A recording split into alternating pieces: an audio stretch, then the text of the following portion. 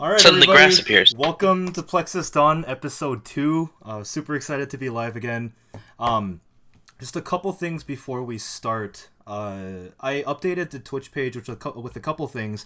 There's a few more items in the background resources tab. There's the potion brewing guide that I'm using for Lenneth when she's brewing her potions, and the world map, and something else that I'm not remembering off the top of my head right now. But it's been updated.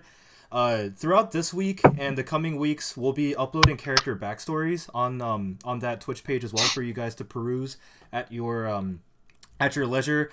And also, as you guys probably noticed, audio quality is significantly better on my end, which is exciting. I was able to get my condenser mic working again, so yeah, you guys won't be hearing crackling and horrible sounds when I'm screaming or yelling or doing other DM-ly kind of things. So, with that, we'll go ahead and hop right back into the game. So, let's see, let's get some music going. So, last week, our party of adventurers had finished with the underground spider-infested fortress, the domain of Guldris, the monstrosity. Having returned back to the surface, they came back to Cliffstead and discovered that two of the bandits that they had captured were to be executed. Two of them were to be released to be joining the townsfolk as workers and miners, just helping with menial tasks throughout the village. And so, after a few days, the trial was held. The two bandits were executed by none other than Crook Bloodstorm himself, and upon the request of Colin, or Victor, who is now revealed his identity to the party, even though I keep messing up his name and calling him Colin regardless. He has now led the party members outside of Cliffstead, and they are en route to the capital of the region, the city of Lasdorn. And so, after about a day's worth of travel, the party of adventurers found themselves breaking for camp, and in the middle of their night's rest, they were ambushed by a group of goblins who were bearing the same signal worn by the Steelheart bandits in the mines surrounding Cliffstead. So, with that, we begin. It's about I would say about 1 or 2 in the morning at this point. It was in the middle of the second watch, I believe, that the goblins attacked. So, as you guys find yourselves kind of calming down and the adrenaline starting to slowly subside in your system after this attack, what would you guys like to do? Crook is covered in blood, and he's gonna sit at the fireplace. Which also, Lennox still traumatized. Also covered in blood. Yeah, he's traumatized right now. Crook is sort of coming down from his frenzied rage. He's breathing very hard and just. That was awesome. No, it wasn't. My kills, by the way. Edric is gonna take the piece of armor he has on himself and go back to sleep. Sounds good. I think Linda's gonna try to sleep as well. She may not be successful, but Whose watch is it? alright, do we have an order? Well, it was Mercy's- technically my watch when this happened, so I guess I'll go back on watch. Who's injured? I am slightly, but not too bad. Yeah, same. I'm 2 HP down. Alright. Victor's slightly DM injured, but he's okay. Yeah, what's up? Who is left? I know me and Mercy stayed up first, so we need to go right back to bed, or we're not gonna get a long rest. Right. And then it's gonna be Lenna's turn after Jakarn, right? I think is the plan, everybody. I thought Victor had a Victor. watch somewhere in there. Victor's Yeah. taking the last watch, Yeah. the third watch. All right. Wait, so will we get a successful long rest at the very end? If you guys all rest for a total of 6 hours, this might affect you guys just with a bit of a later travel time the following morning, but you guys should be able to get your long rest if you just spend the proper amount of time. Well, I took no damage during that fight. Me neither. 2 whole damage, I think. I got poked. You mentioned, Dim, that we saw the goblin something with their insignias. Did we actually see that, or was I not paying attention? I don't know if we looked at these corpses yet. So I know Edric was looking through the corpses. He was the one who found the insignia, printed on an article of clothing worn by that goblin, and he pointed it out to the rest of you guys, I believe. That's not good. Crook's gonna get up. That means they're gonna get up real soon. You deal with it. Let me sleep All already. of them save the one that Crook obliterated last week. Well, the two actually. The two of them. I looked at Jacquard. Help me out. I'm gonna start cutting off heads now. Yes, that's not a bad idea, and I will go to help him. Okay. Yeah, I think just with two of us, we're just gonna find where the party members took down each goblin and take their heads off and remove the bands just in case. Sounds good.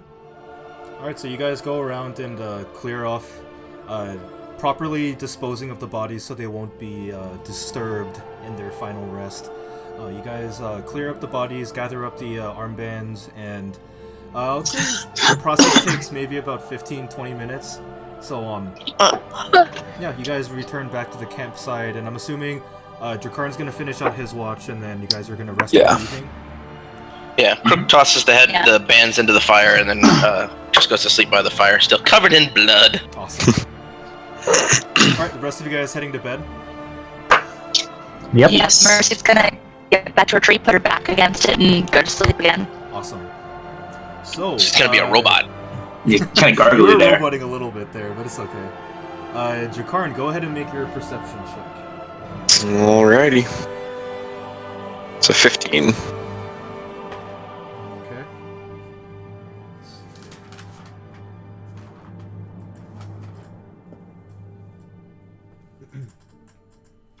So you hear what sounds like a sound of slight rustling, maybe about 60 feet away from the camp. You wait very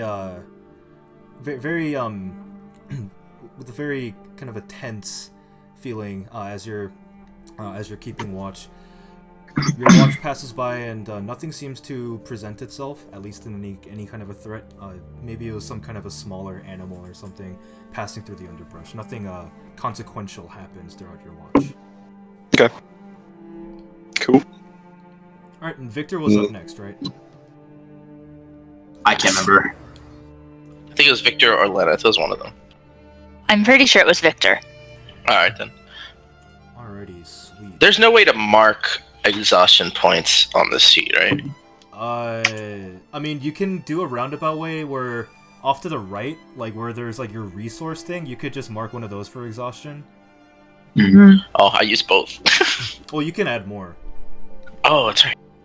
So, let's see, he has a perception of 0, so that's good. Alright, so Victor's gonna take his watch.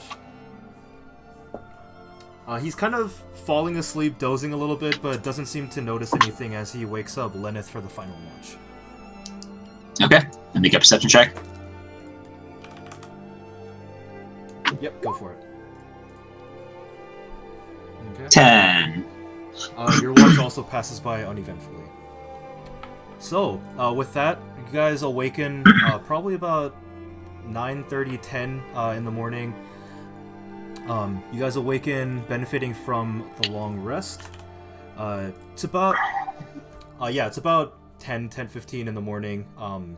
There's a slight breeze in the air, slightly cloudy, maybe about 50-60 degrees. It's pretty comfortable overall as you guys wake up in the middle of the forest. What do we have? What are we traveling with again? Just remind me. Is it a cart? What do we got? A horse? Something? Victor has a cart with two horses harnessed to the front. Okay. It's like an Oregon Trail kind of a cart with the cloth draped over the top. Oh no, we're gonna ford rivers and hunt buffalo. Should probably get back on the road. Yeah. Yeah. Yeah. Once we, do I have? Yeah, I do. I'm running out of rations, so next opportunity I need to buy more. Well, we have I like a looked at your whole car. deer that's gonna keep us stocked for a while. Yeah. Did you kill it? When did you kill a deer? I cooked Yesterday. that shit. Remember I cooked it? I don't. I may have been. It was out of delicious, remember? I don't. It was really good. You remember that? Lennis' memorable cooking is lost on him. So just for I guess mechanic purposes, you guys will have about 50 pounds of meat, consuming about a pound of it from each of you guys the previous night, leaves you about 45. How long does it till it rots? Yeah, exactly. Unless if you guys have any way of preserving it, it's gonna be good for maybe another day or so. But yeah. As we're traveling, can I try and turn it into jerky?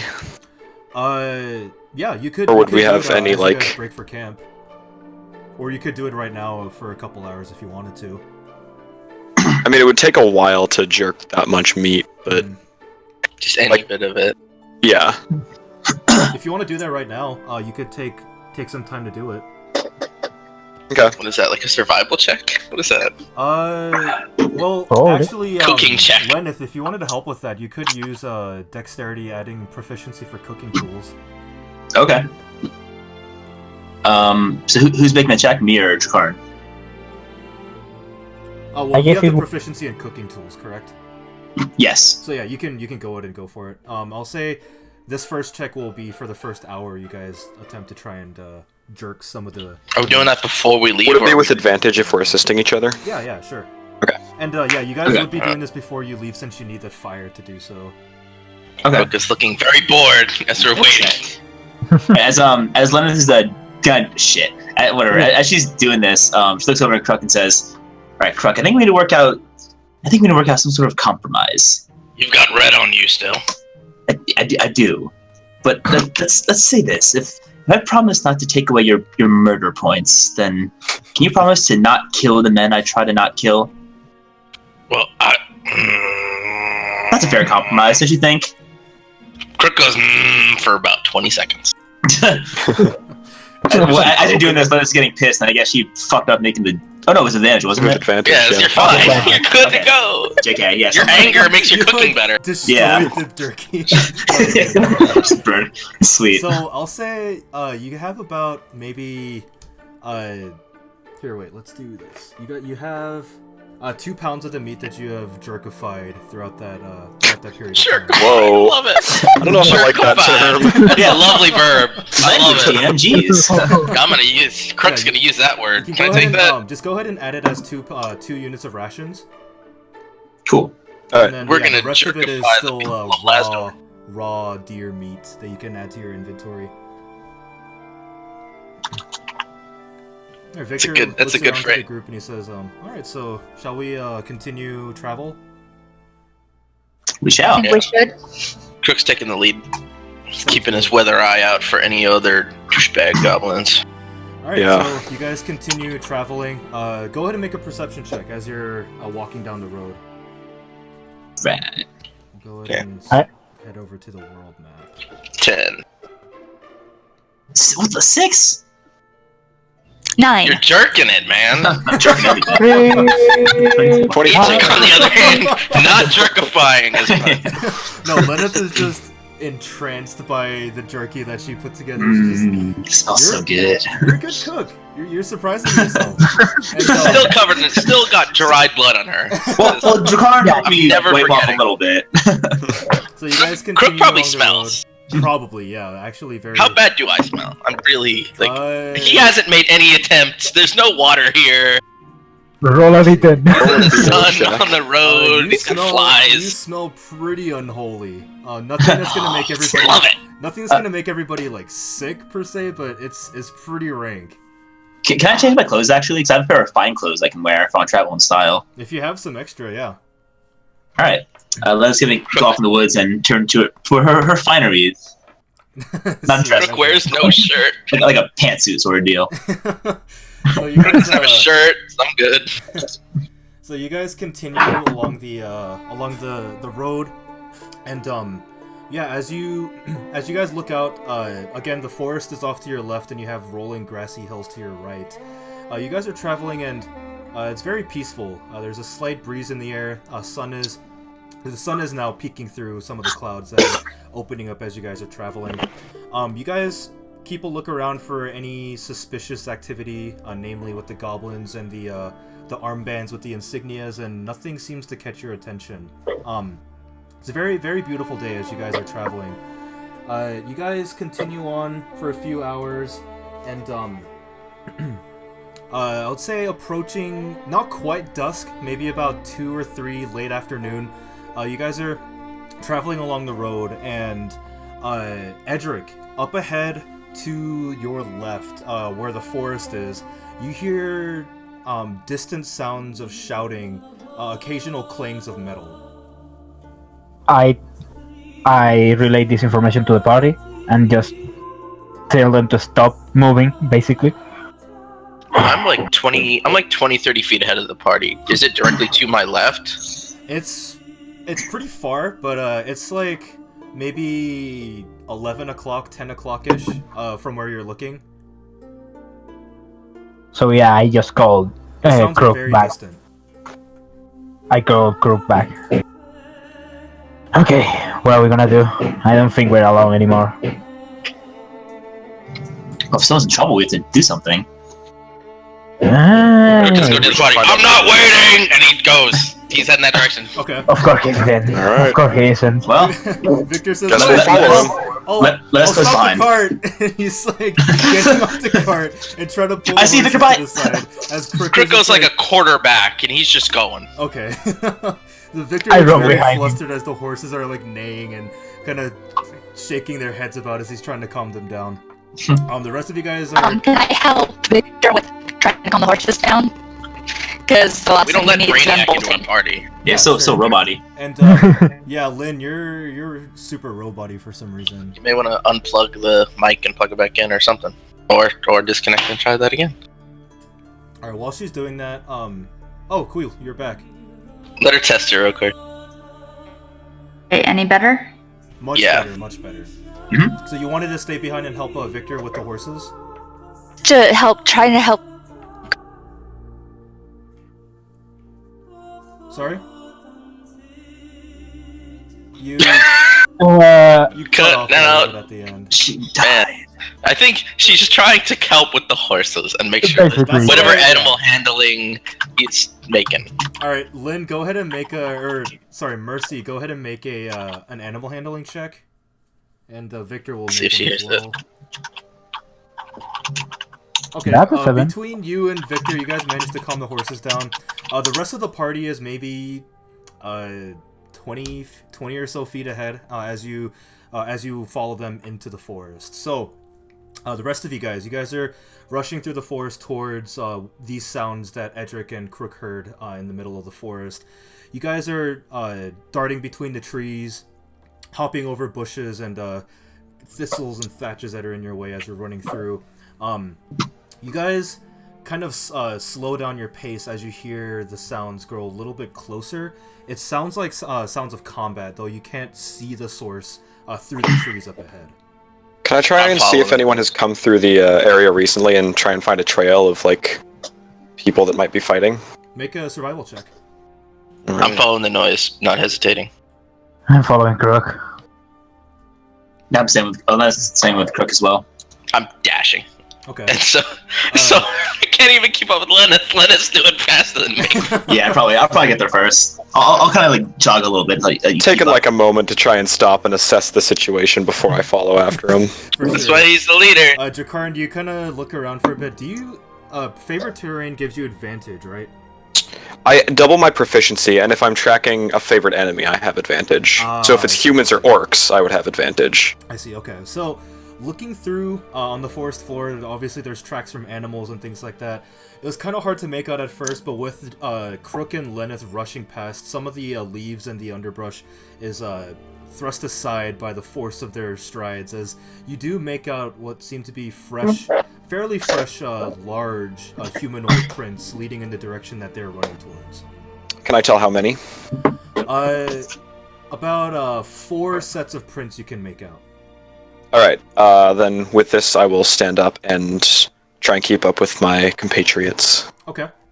Alright, so Crook and Lenneth, you guys charge up ahead, and as you do, you guys hear more audibly now sounds that are sounds of people and voices shouting. As you guys approach, there's this larger clearing in the forest where you see several individuals engaged in combat. One of them appears to give a final swing and a horrible crunching sound, and goblin yelping reaches your ears as you slow your pace right outside this clearing. Both of you guys go ahead and make a perception check. Okay. I'll make that check, but I'm not slowing. I'm going into that clearing and past the blind. Okay.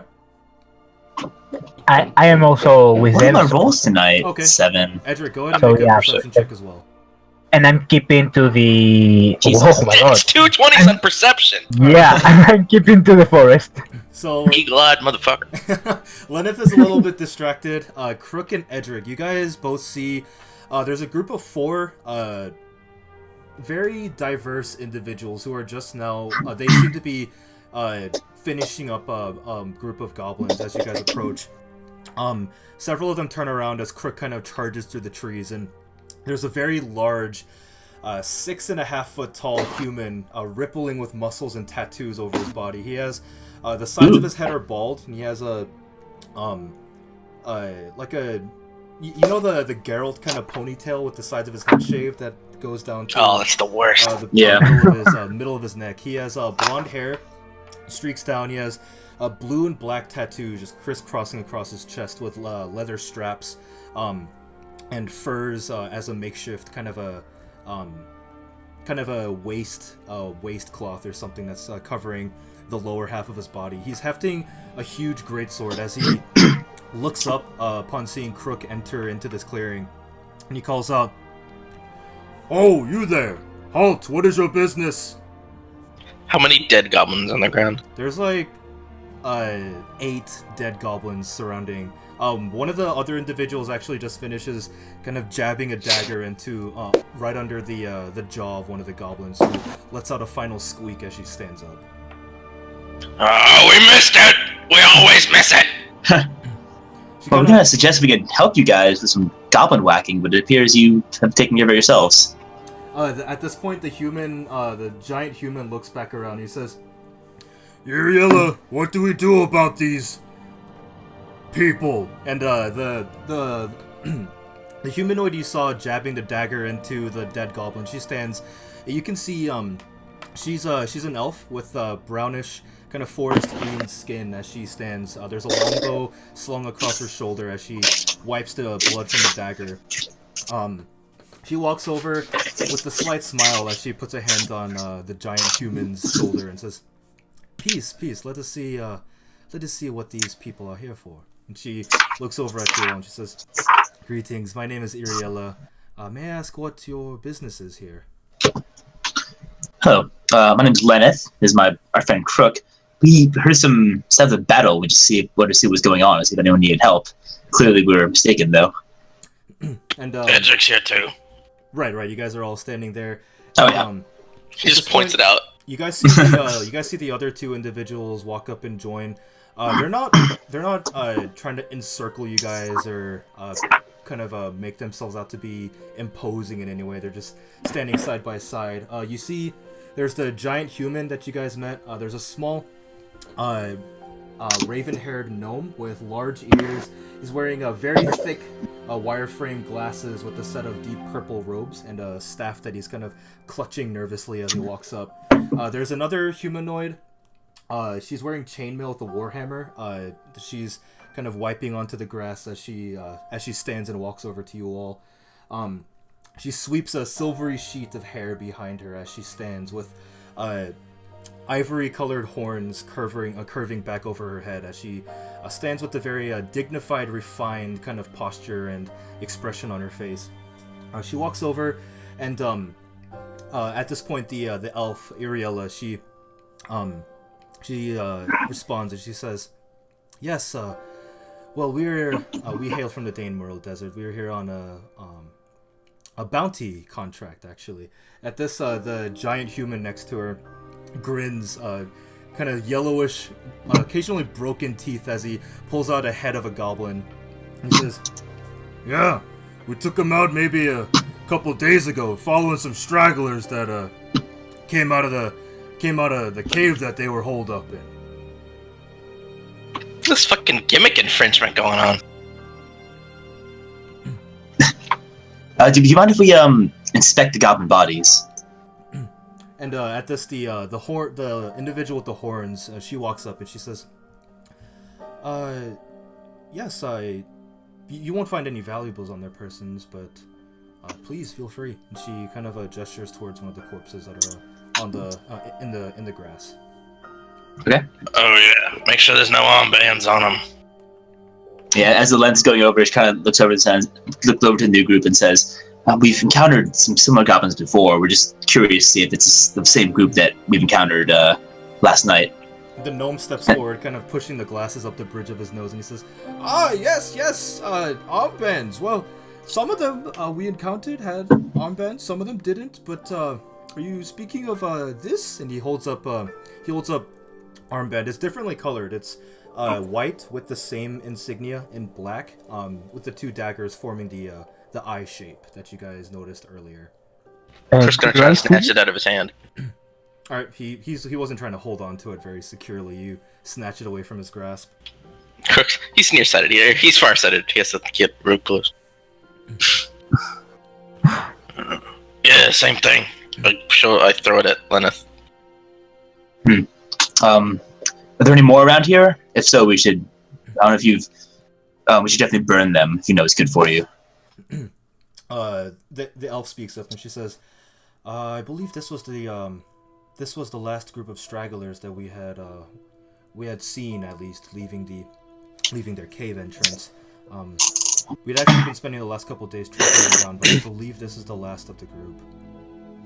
Well, just for future reference, if you see any more of armbands, just know that if they fall and they still have their armbands, they might actually get back up for more. Yeah, so you gotta do this. And I go up to one of the goblin corpses that if I see one of them has an armband, I'm gonna fucking decapitate the shit out of it. Okay, you decapitate one of the goblins, and the giant human, he kind of elbows the elf next to him. He says, "I like that one." And she kind of pats his shoulder and says, No, Haldar. No, it's okay." He looks up at Crook and says, "You there, half-orc, you're strong." Stronger than you. Says, "We'll have to see about that." And then, oh, really now? And then at this, Crook's still covered in blood! At this, the other individual with the horns and the chainmail, she speaks up and says, "Don't we have a schedule to be keeping by?" And the gnome says, Yes, of course. We must make it back. We must make it back with the head to complete our contract." And the giant human says, we have time to settle a score between two men trying to prove their worth, don't we?" And the elf speaks up and she smiles and says, "Oh, I think we can spare some time." She looks over at Lenneth and Edric and says, "Do you mind us joining you for maybe just the evening?" Of course, I can cook for you. At this, her eyes light up and she says, "You can cook." I do what I can. And she turns back to well, obviously you guys know it's a tiefling, just so I don't have to keep, saying descriptions. Yeah. She turns back to the tiefling and says, she says, "Taldris, we haven't had a proper meal in days. This will be divine." And Taldris looks back and says, "You know, I think we can spare some time with these folk." And Haldar is kind of he puts the great sword on his back and is just kind of rolling his neck and cracking his knuckles and says, "All right, where shall we settle this then, friend?" Oh, you'll need the sword. He says, "Where I come from, we settle contests of strength without the strength of arms."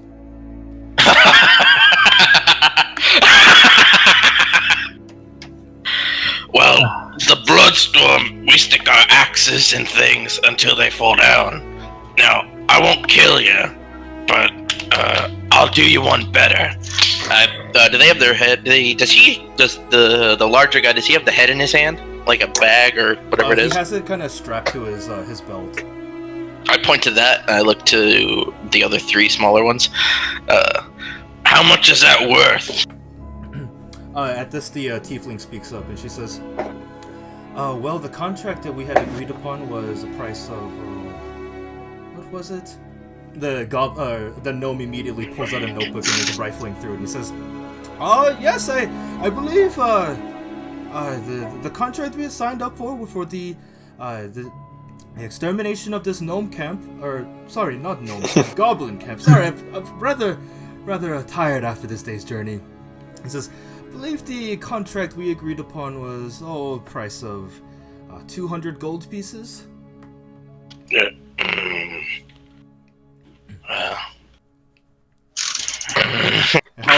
Sort of immediately deflates.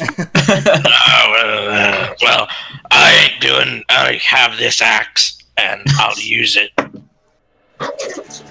Haldor Well said, speaks bro. up Well and said. he says, well, you want this head, what do I get out of this exchange? No, you can keep the head, I'll just kick your ass. Sounds good. Perhaps after dinner then. Who says anything about dinner? You'll have to earn it.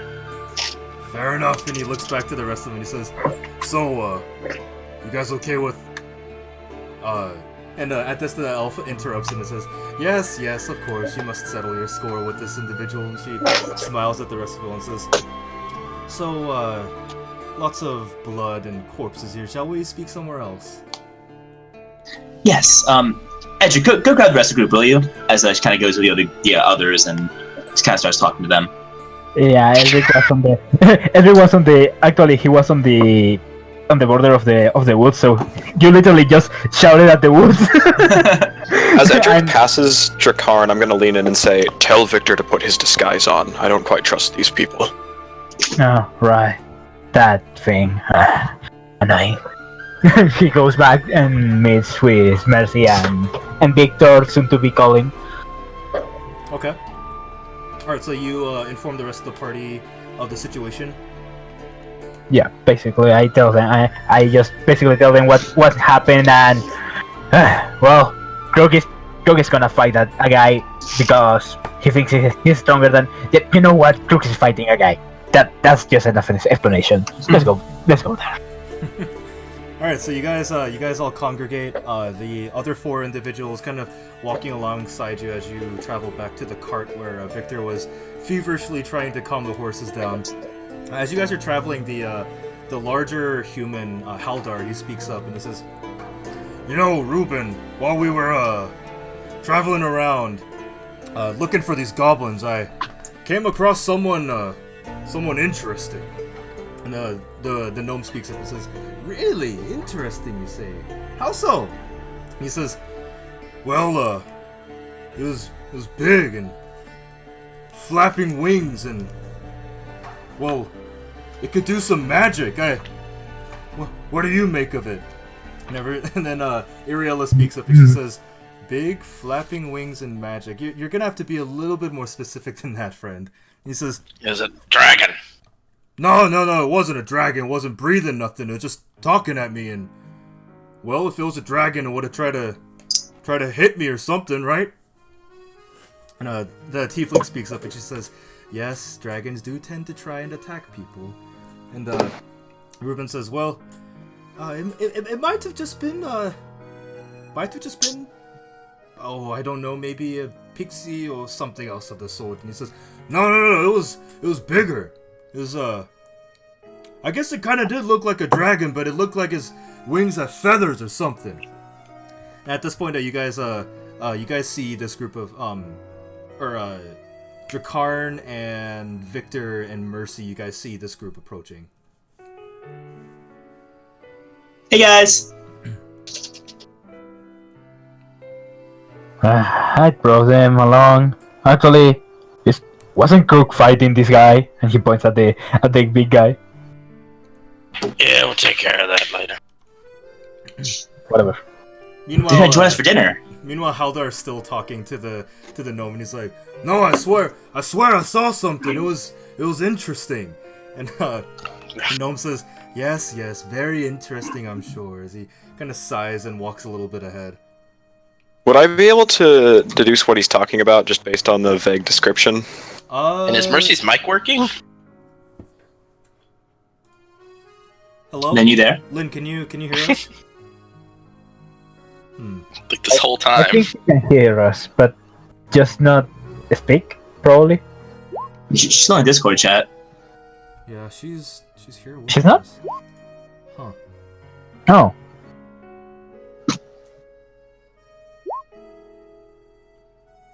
An entire unit of sex. Sex? God. One sex later. We're 10 years What old. sex? We're all Whoa. 10 years old right now. Yeah, I know. We all Welcome to laughed at that. Plexis Dawn, where we make. Yeah. Oh, embarrassed on the internet. Oh, it's what happens when you're the one lady. All right, so you guys join up, and now it's about 3:10ish in the afternoon. You. Oh, You guys all gather up, and Iriela, she walks up to Lenneth, and she says, "So, may I ask what your destination was?" Lenneth kind of starts speaking and says, we're just heading west, just, seeing what we can find. What about you? Alas, as she smiles as she looks over at you, and she says, we were headed back to the desert. Must claim the reward for this bounty, after all." Oh, where do you hail in the desert? What city? She says, as I look at my notes... hold on, I can't read my own handwriting. Okay, just That's checking. Do I sound okay now? You do? Yep. Yes, you're coming in loud. Perfect. You're awesome. She replies and says, well, we received a bounty from the city of Kurash in the Game World Desert. We'll be heading back there. Once we get everything together, and we have quite the journey ahead of us. But it's never a boring day with these individuals around. She kind of smiles and looks back at the rest of her friends. Did Jakarn get to make any sort of in our weird sex laugh? Did Jakarn get a chance to make any rolls to see if he recognized whatever the hell I was talking about? Yeah, go ahead and make an intelligence check. You can add your proficiency if you're proficient in history. Okay.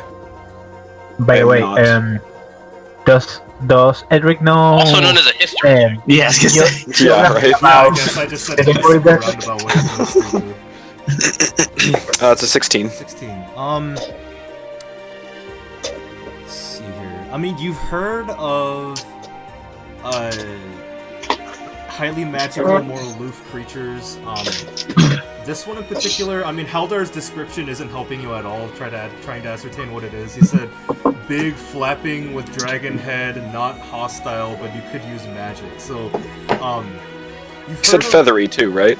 Yes, you've heard some more rare creatures, but you're having a hard time kind of recalling any more specific details.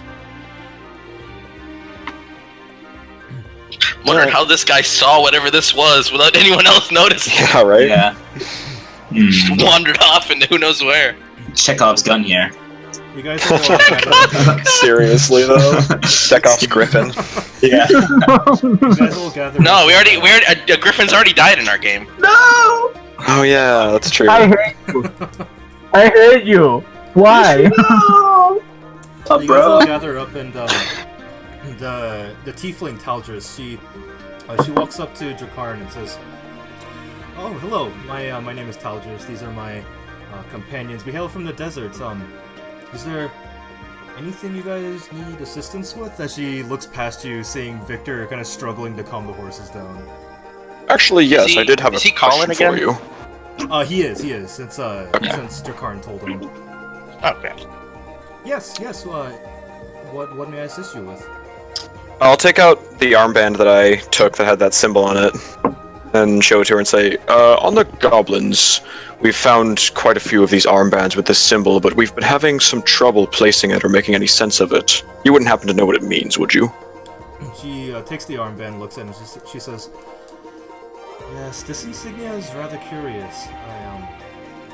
These goblins that we had just exterminated, as per this bounty, they had all been sporting the armbands with this insignia, and it's strange. Another bounty that we had taken up had, this same symbol pop up. It's strange. They all seem to be, at least seem to be unrelated, as this goblin camp is very far removed from the last contract that we had taken." What was the other contract? It was to deal with a bandit situation. There was a small village right outside the city limits of Darius. It's a very large trade city in the desert, and they had been having some bandit trouble. So we had gone over to help them sort things out, and some of the bandits had this insignia on them. Differently colored but similarly fashioned armbands. And you don't know what the symbol means? I'm afraid not. We had reported it to our superiors, having noticed this concurrence, but it appears to be something recent, if mysterious. Can I roll insight to see if she's withholding information? Yeah, sure, go for it. Did they mention? well. Where did they mention their other job was? Like, I lost that for a second. Where did they mention their other job was? Outside of Darius. Darius. Darius, like around there. And they found stuff there too. Can Leonard hear this conversation also? Yeah, I mean they're not like trying to hide their conversation, so Can I make an insight check as well? sure. Yeah, Edric is making an insight check. Everybody make an insight check. 20. No, Cook's sitting. I He's actually covered in wanted- blood. He doesn't give a fuck. Alright. I actually wanted to interject on the conversation. So each of you guys, I mean, this having been the first interaction you've had with Taldris, it's kind of hard to read her expression and her nonverbals, but you get the sense that she's not speaking with any malicious intent. She's just answering the question that was posed to her. Well, seeing this, Eric is going to interject, and he has a little bit of geography knowledge from his past, so he basically knows the continent. And he says, "Well, I do have a question. Why is the contract from Crash? Shouldn't it be from Lasdorn or Riddlesford? You're pretty far away." At this, the elf speaks up and she says, well, this is actually part of the worship of the city of Kurash, which dedicated to Bahamut, as I'm sure you all are aware. The contracts are primarily from the Platinum Spire, which is very dedicated to the upholding of safety and security throughout the lands. We had not received the full details of the contracts, as we go out, we do the killing, and we do the collection of bounty, but it is all part of the higher work, I suppose, that the Platinum Spire is called to.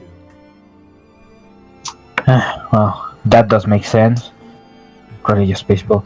Anyway, The apart gnome from speaks that, up, actually, and he says, yes, well, things have been interesting as of late. Lasdorn seems to be less concerned with foreign affairs as of late. I haven't actually seen any of their militia members or even political or college members out about in quite some time. wait. What did you just say?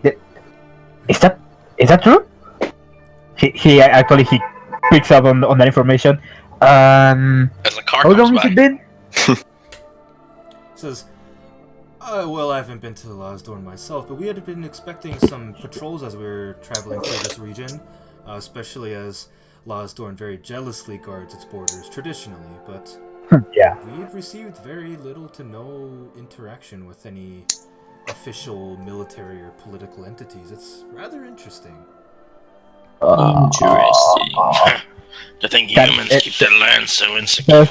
Does Cedric have any kind of insight on that? Like, can he make a wild guess on what that would be? I mean, you haven't been to the city in 3 years, so it's you know that it's strange. You know that there are traditionally there's traditionally a very regular guard that patrols each of the roads, but you're not entirely sure what could be causing this change in behavior.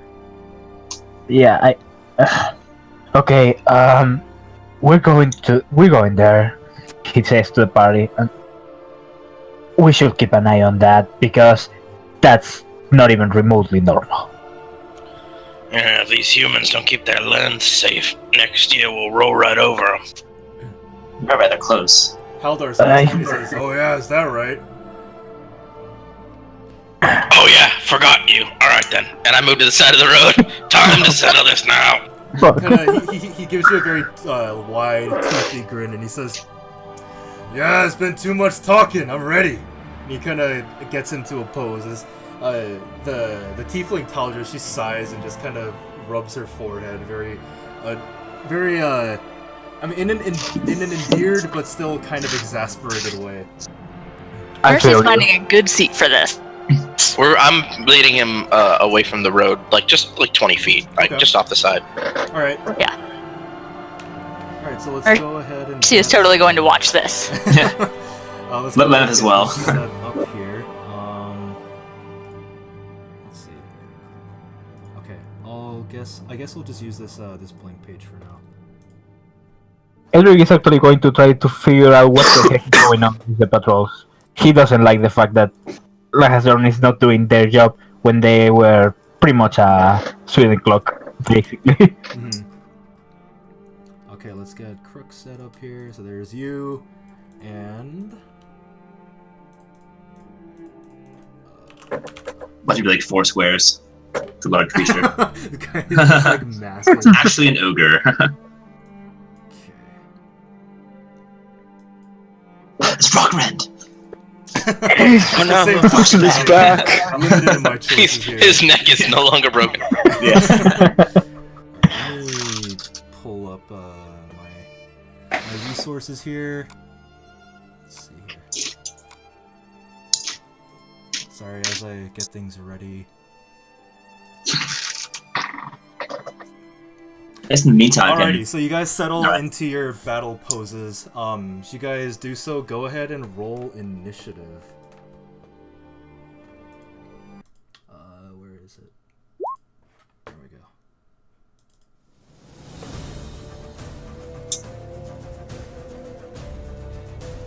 please don't actually You kill. forgot to click on the token, I think, before rolling. Whatever.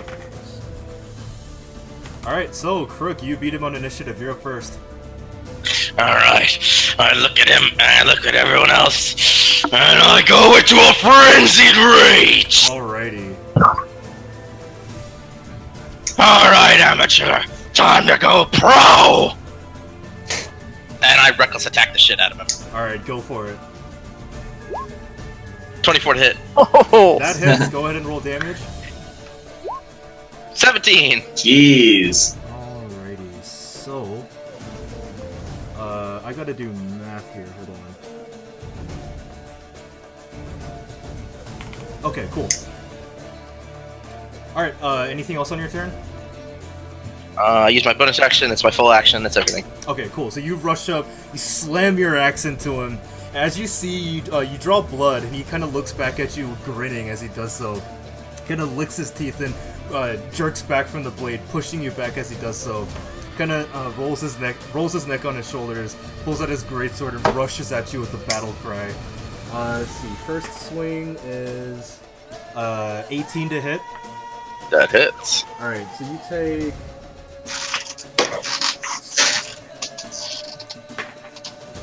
Take 11 points of slashing damage. Reduced to 5. Right. And he swings at you again with his second attack. Oh. Oh wait, I didn't attack with... Oh, I couldn't with my bonus action. Never mind, go ahead. Alright, that's a 22 to hit, so I believe that hits. Yes. And you take another... 9 points of slashing. Reduced to 4. So he slashes you twice across the chest, drawing blood. You can see he's snarling, but it's with it's kind of a savage grin on his face as he kind of rears back, ready for another series of attacks from you. Go ahead and take your turn.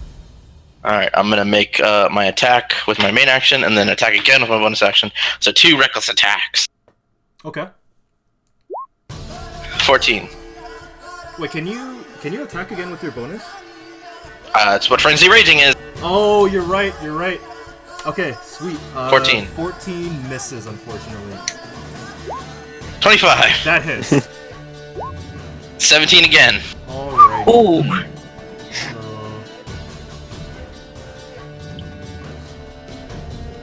Okay, sweet.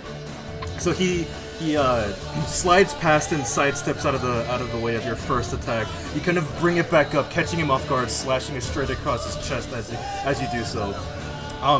What is normally a very strong hit just slashes across his front, and he just kind of snarls and laughs at you as he rears back for another attack.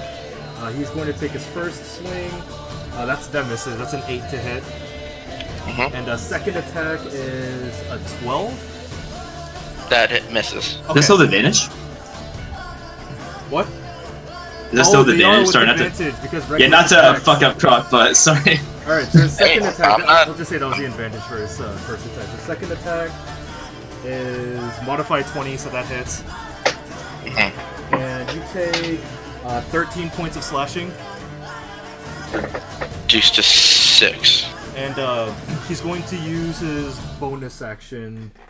And you see him take the 2 swings, draws blood on one of them, and he kind of steps back, kind of grits his teeth and roars as you see somehow the bleeding in his wounds seem to be stemmed by some unknown force.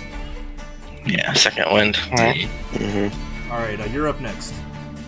I'm gonna take 2 attacks with my axe. I'm gonna use my inspiration to give me advantage on the first attack. I'm not recklessing this turn. Okay, First strike is a 24. that hits. 17 more damage. Yeah, what the? And then I'm making my next strike not at advantage. 23 to hit. Matter. That hits. Another 7. Okay. Alrighty, so you take your swings at him, snarling as you do so. He rears back for another counter attack. First attack is 19. This is not an advantage for him. Right. But yes, it is. That's a hit. You take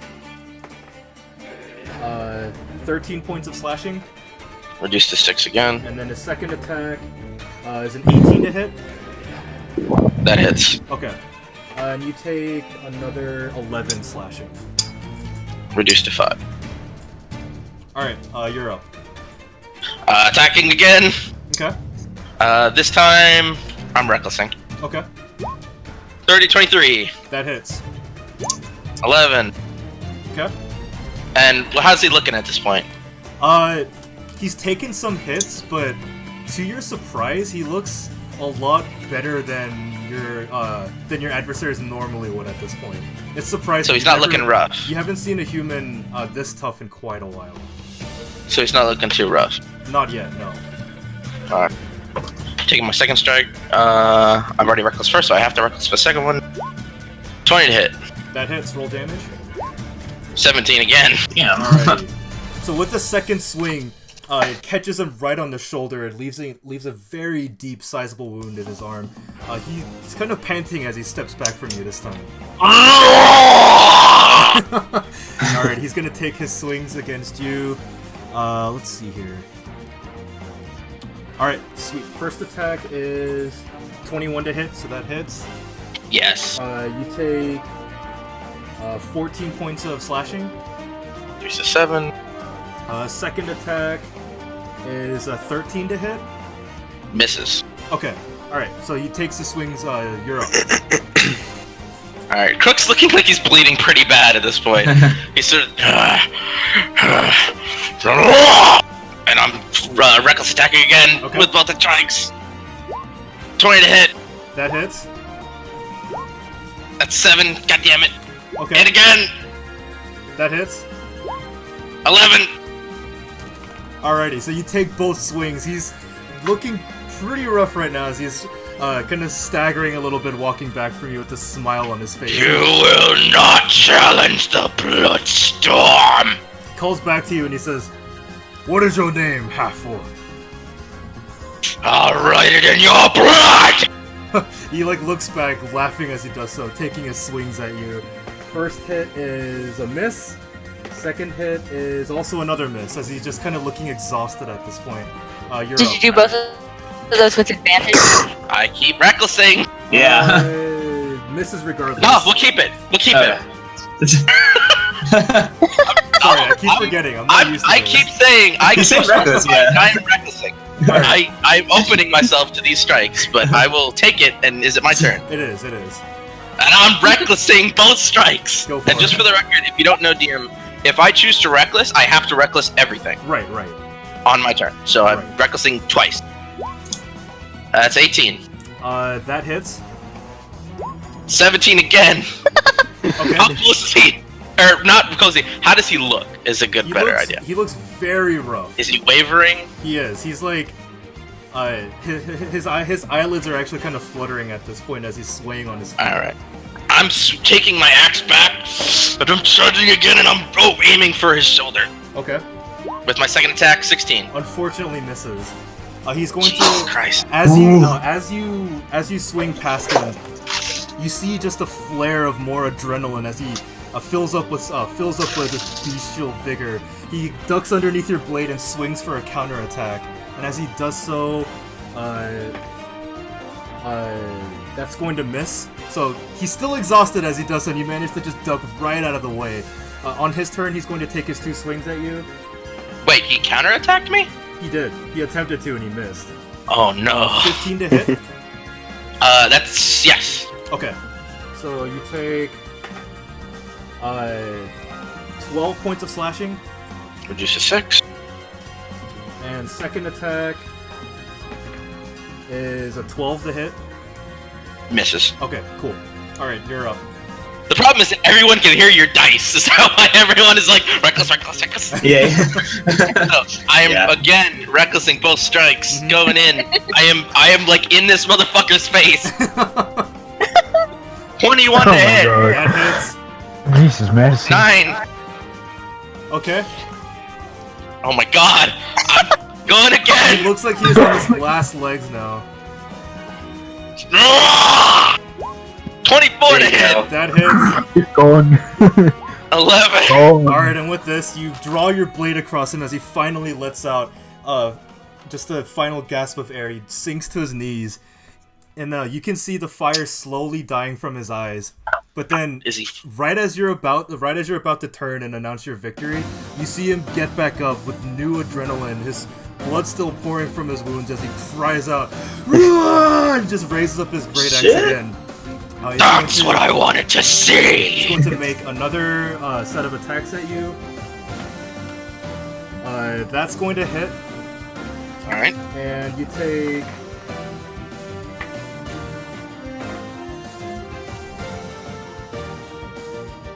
16 points of slashing, Reduce to 8. and his second hit,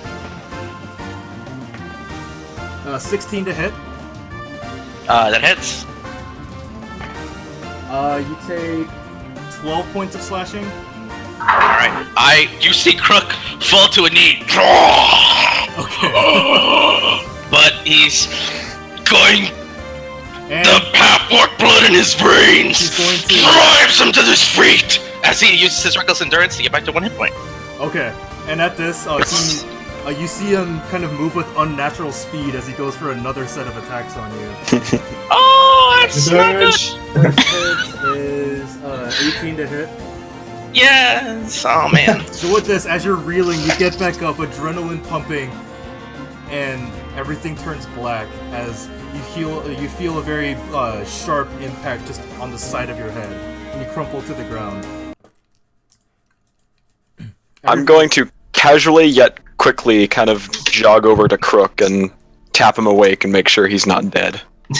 Haldar steps back. He's like exhausted as he drops his greatsword and falls to one knee. You walk over, and he's breathing. He's not. He's severely wounded, but I'll Haldar- cast Cure Wounds. Cool. Yeah, Haldar didn't take any like lethal strikes on him by any means. Yeah. Damn it. That was intense. That's 10 on Cure Wounds. Okay. Nice.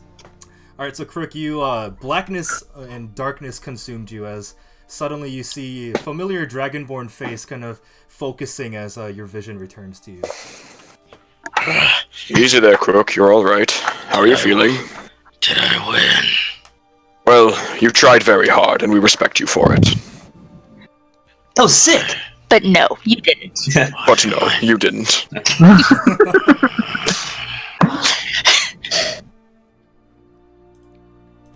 You see Haldar walk over to you, very, very broad smile on his face. He walks over and reaches out an arm, though he's wavering himself. Crook smacks it away and gets his feet on his own. He looks at you and he says, "Very strong. Stronger than any other that I've seen." I'm gonna get up right in his face. I'm gonna take whatever blood's in my mouth, and I'm gonna spit it on his chest.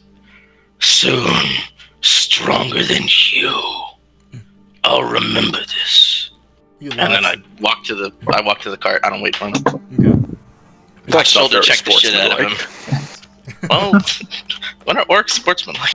Let's gonna go over to. Let's gonna walk over to him and kind of say like, "Well, also on his behalf, I think he definitely enjoyed himself. So thank you," and kind of gives him a handshake. He laughs very heartily and he says, "Your friend. I look forward to the day when we meet again. It's a very, very." Do you need healing? He says, "No, I'll be fine." As he kind of walks forward and staggers a little bit, his blood pouring from multiple wounds on his body. At this, the tiefling Let me rushes up and she says, Help. Haldar, please, you are not okay." And you see her pull out a holy symbol. Mercy, are you also walking up to him? Yeah, if he'll let me. Okay. As you walk up, you also see the tiefling reach out and pull a holy symbol from beneath her chainmail. She reaches out, and with a greenish golden energy, you see many of his wounds close up, and the bleeding stop for the most part across his wounds. Alright. I'll just kind of stop and take a step back. And, I'm climbing in the cart. okay. So at this point, I'll say it's about 4:30, getting close to dusk and nightfall. I'm going to sleep in the cart. Okay. I guess let us start cooking. I guess. Okay. Yeah, the elf and the tiefling are assisting as the gnome is walking around, kind of taking note of things, jotting down in his little notebook as he's taking in his surroundings and observing the forest and such. You guys prepare the meal. Go to make your check with dexterity and cooking proficiency. Okay. Anyway, And she's Well, also gonna. Go ahead. but while they're doing this, I'm gonna go into the forest and just forage ingredients for an hour for my poisons. Okay. Lenith, go to make your check. 11. Okay. It's a little bit more difficult than you remember the previous night. You managed I'm using a luck point. Can I use a luck point? if you want to, yeah. I'm gonna do it. I got my pride here. It's gotta be good. I'll make it a 7. 16. Nice. Woo. Okay. So you managed to make a pretty nice meal. Yeah, it's about the same taste and flavor as the previous meal. It's very, very well cooked, very tender as you guys break for camp. Edric, That's right, it is. you're traveling into the forest. Go ahead and make a survival check to look for any traces of snakes or whatever that you could harvest from. Okay. So you look around. You manage to find what looks like some shed skin that was shed very recently by a serpent of larger size. I follow it. I follow the traces. Okay. Go ahead and make a perception check as you're following along. That's a 14. Okay.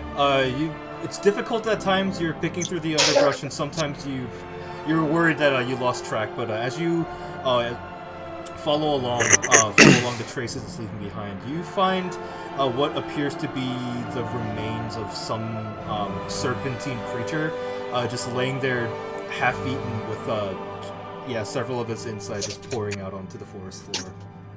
Can I recover from something from the poison? Yeah. Go ahead and make another survival check. That's a 14. Unfortunately, most of the fluids have dissipated and have become inert as they have flowed into the forest floor from the wounds that this creature sustained. How badly is the skin right now? Like, the state of the skin? It's like messed up. It looks like something really big like took a chunk out of this thing and then just like Yeah, it looks very, very messed up. Oh, something really big. Well, I'm heading back because I don't like the fact that something very big is around here. Okay. Alright, so you return to the camp while everybody is speaking. Iriela speaks up and she says, Lenneth, did you make this? Well, yes, I did. I went back in my time at the monastery. I learned how to cook, and I've always liked to share a good meal with good friends. And the tiefling speaks up and she says, my god, we haven't had a meal like this in... well, weeks, actually. And the gnome speaks up and says, yes, it is very pleasant to have a cooked meal after so long just making by on dried food rations. I just like it.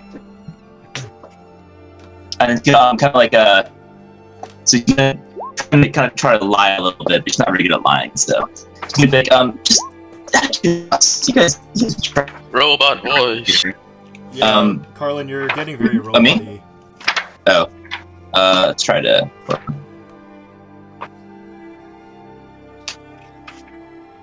How's that? Yeah, it's better. Making... Okay.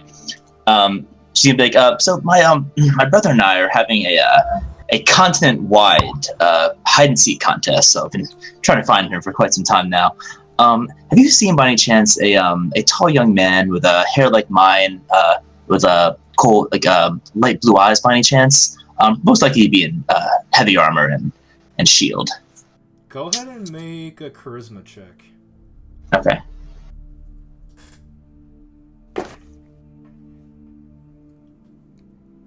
That was the important one. Use a luck point. That's important. Use a luck point. Okay. Whoa. Very important. It's the night, so it's probably the time to use them during the day. 14. Okay. Double 1, Jesus. You're speaking, and the tiefling is looking at you very intently as you're asking this, and she says, I haven't seen anybody of that description, but I take it this person is very dear to you. Yes, he is, but I mean, like I said, it's not very serious. We're just playing a little game just across the continent. It's really no big deal, but if you have seen the movie, any information would help our game. And as you look over at the tiefling, she seems to be wearing what looks like a very concerned expression. She gives you a warm smile and she says, yes, I wish you the best of luck. I'm afraid I wish I knew more, and I wish I could help you with this. Thank you. Your concern does mean something to me. And with that, she kind of just, keeps on cooking for the rest of everyone else and deals out the food. You guys see the giant human, Haldar. He's just soundly eaten, and he's out. He's snoring just right next to the fire, still with the piece of meat in his hand as he just kind of fell backwards and is sleeping. You see the elf Iriela. She kind of smiles a little bit and pulls a blanket out and drapes it over him, and taking the meat and stuffing it into his pack. You guys are breaking about maybe about 9 p.m. now, as the evening gets a little bit later. Kirk's sleeping already. Mm-hmm. In the cart, right? He's sleeping in the cart, yeah. He passed out hours ago. Cool. So, yeah, as you guys are clearing up the meal, the elf walks up to Drakarn and says, so, may I ask, what your destination is? We just wanted to see if we were traveling in the same direction, and, well, more company is always a good thing on the road. Oh, we're heading out west. I believe you mentioned you were heading back to the desert, correct? Ah, yes, unfortunate. Well, perhaps we shall meet again someday. Yes, I hope so. And then I'm going to grab a plate of whatever food is left over and go and set it by Kruk in the wagon. Okay. Aw. Alright, so you see the rest of the guests that have joined you. They kind of set up their bedrolls, a little bit separated, though still within view of the fire, and the elf kind of props herself up against a tree, keeping an eye out. Appears to be taking the first watch for the group. I'll take first watch alongside them. Okay. Lenos takes second. Edric is gonna sleep through the night with his armor on because he doesn't feel safe at all. Okay. Yeah, Victor will take third. Mercy will, yeah, she'll take second watch. Mercy will. Okay. Alright. With Lennet? So... Yes. Okay. Alright, sweet. So you guys bed down for the night. Drakarn, go ahead and make your perception check. Alrighty. Nope. Alright, so you find yourself a little tired as your watch wears on. Nothing out of the ordinary seems to catch your attention, though, and your watch passes by uneventfully. So go ahead and, a second watch, make your perception checks. Okay.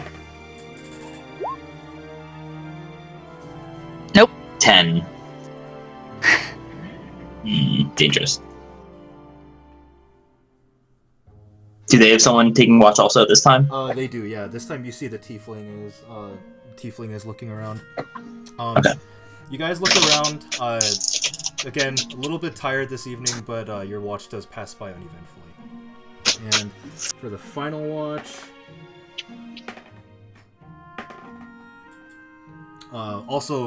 Victor doesn't wake you guys up of anything, and you guys wake up the next morning feeling refreshed. You guys can benefit from the long rest if you expended anything.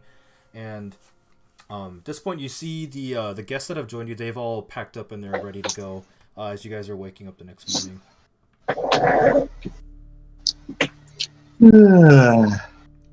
How much earlier does Crook wake up before everyone else? It's up to you. I mean, you went to bed pretty early, didn't you? He would wake up as soon as his long rest is over. Yeah, we'll say you wake up maybe 2 hours before everybody else. As you do so, you notice the guests are waking up at about the same time as they're gathering their supplies. I don't say anything. I'm doing. I go about 60 feet ahead of the cart in the direction that we're going. I find a tree. I just sit by it. Okay. All right. So you guys awaken. Elf Iriella walks over to Lenneth, and she says, good morning. I see you have awoken." Yes. Are you guys off then? He says, "Yes, I believe we'll be headed out now, eastward, as our journey takes us to recover this bounty from the Platinum Spire." Of course. Well, it was good to meet someone who's not trying to kill us for once. And then kind of gives out her hand for a handshake. She shakes your hand and smiles very warmly and says, "A sentiment very much shared by us. Do be careful. The road can always be a bit more dangerous than one could hope. Always be on your guard." Of course. Same to you. Travel well. At this, the giant human walks over. Looking around, he seems to not find whatever he's looking for, and he kind of pokes Drakarn on the shoulder. Sorry, who does? Haldar, the giant human. Oh, I will turn and look at him. He says, "Hey, didn't mean to bother you there, but you see where your half-orc friend went off to?" Did I see where Crook went off to? No, you wouldn't have. He left before you guys awoke. No, I'm afraid I didn't, sorry. Well, next time you see him, make sure he gets this from me as a token of friendship. A good battle is always one that I appreciate. And, he hands over what looks like it's a small necklace with a bone fang attached at the end of it. Well, I can't guarantee whether or not he'll take that well, but I will do so all the same. Thank you. He says, "Yeah, thanks." He walks back to join the rest of them. At this point, you guys wake up and you see they're all packed up and ready to go. They exchange handshakes with anybody who would like to exchange them, and yeah, unless if you guys have anything else that you'd like to say to them, they're going to make their journey eastward. Bye. Alright, sweet. So yeah, you guys also begin to make off. Kirk, do you rejoin the party as they're getting ready to leave? That's what As soon as I see them moving, I head out on the road again, and I stay 60 feet ahead of them. Okay. Alright, so you guys resume your journey heading westward with Crook about 60 feet up ahead. Yeah, it's similar weather, a bit cloudier, this time and a bit chillier as you guys journey back out onto the road. You see the road bends northward now, away from the forest, among the grassy hills. And yeah, it's very tall grass, reaching up to perhaps around knee-ish height. Below the knee, obviously, for Crook, who's significantly taller than the rest of you all. But yeah, there's greenish, slightly orangish colors that are waving, reflecting the sunlight as you guys walk on the road, traveling westward towards Lasdorn. I'm gonna run and catch up to Crook really quick, because he's at the front of the column. Crook, a moment, if you would. Right. I thought that was you, Jakar. I was like, what if I see putting his head outside of a window? Yeah, I'm playing from the car right now, no worries. You gotta play when you're on a trip. No, Jakar, he's looking straight ahead. He looks just super pissed. He looks super mopey. Right, well, I said maybe now's not the best time. I have something to... Alright, no need to yell. The Large One gave me this to give to you. He said as a token for a battle well fought, and I'll hand him the necklace. I take hold of it. What exactly is it? Like, I heard Bone Fang necklace, but I'm like, what exactly is it? Furry? Is it just literally a string with a necklace on it? So there's a leather cord. The cord itself is very simple. At the bottom, where across from the latch you use to put around your neck, you see there's a small round ring covered in some kind of fur that you haven't seen before. There's a large curved fang protruding out from this ring kind of structure at the end of this necklace. It's about the size of your middle finger. It's pretty big, and as you I recognize where it's from. No, you have no idea where this is from. As you take it into your hands, you get some kind of sense of some essence or aura emanating from the necklace. I toss it into the trees. Okay. No, I'm kidding. I don't. I actually my first reaction was like, I'm fucking gonna either eat that fucking thing or toss it.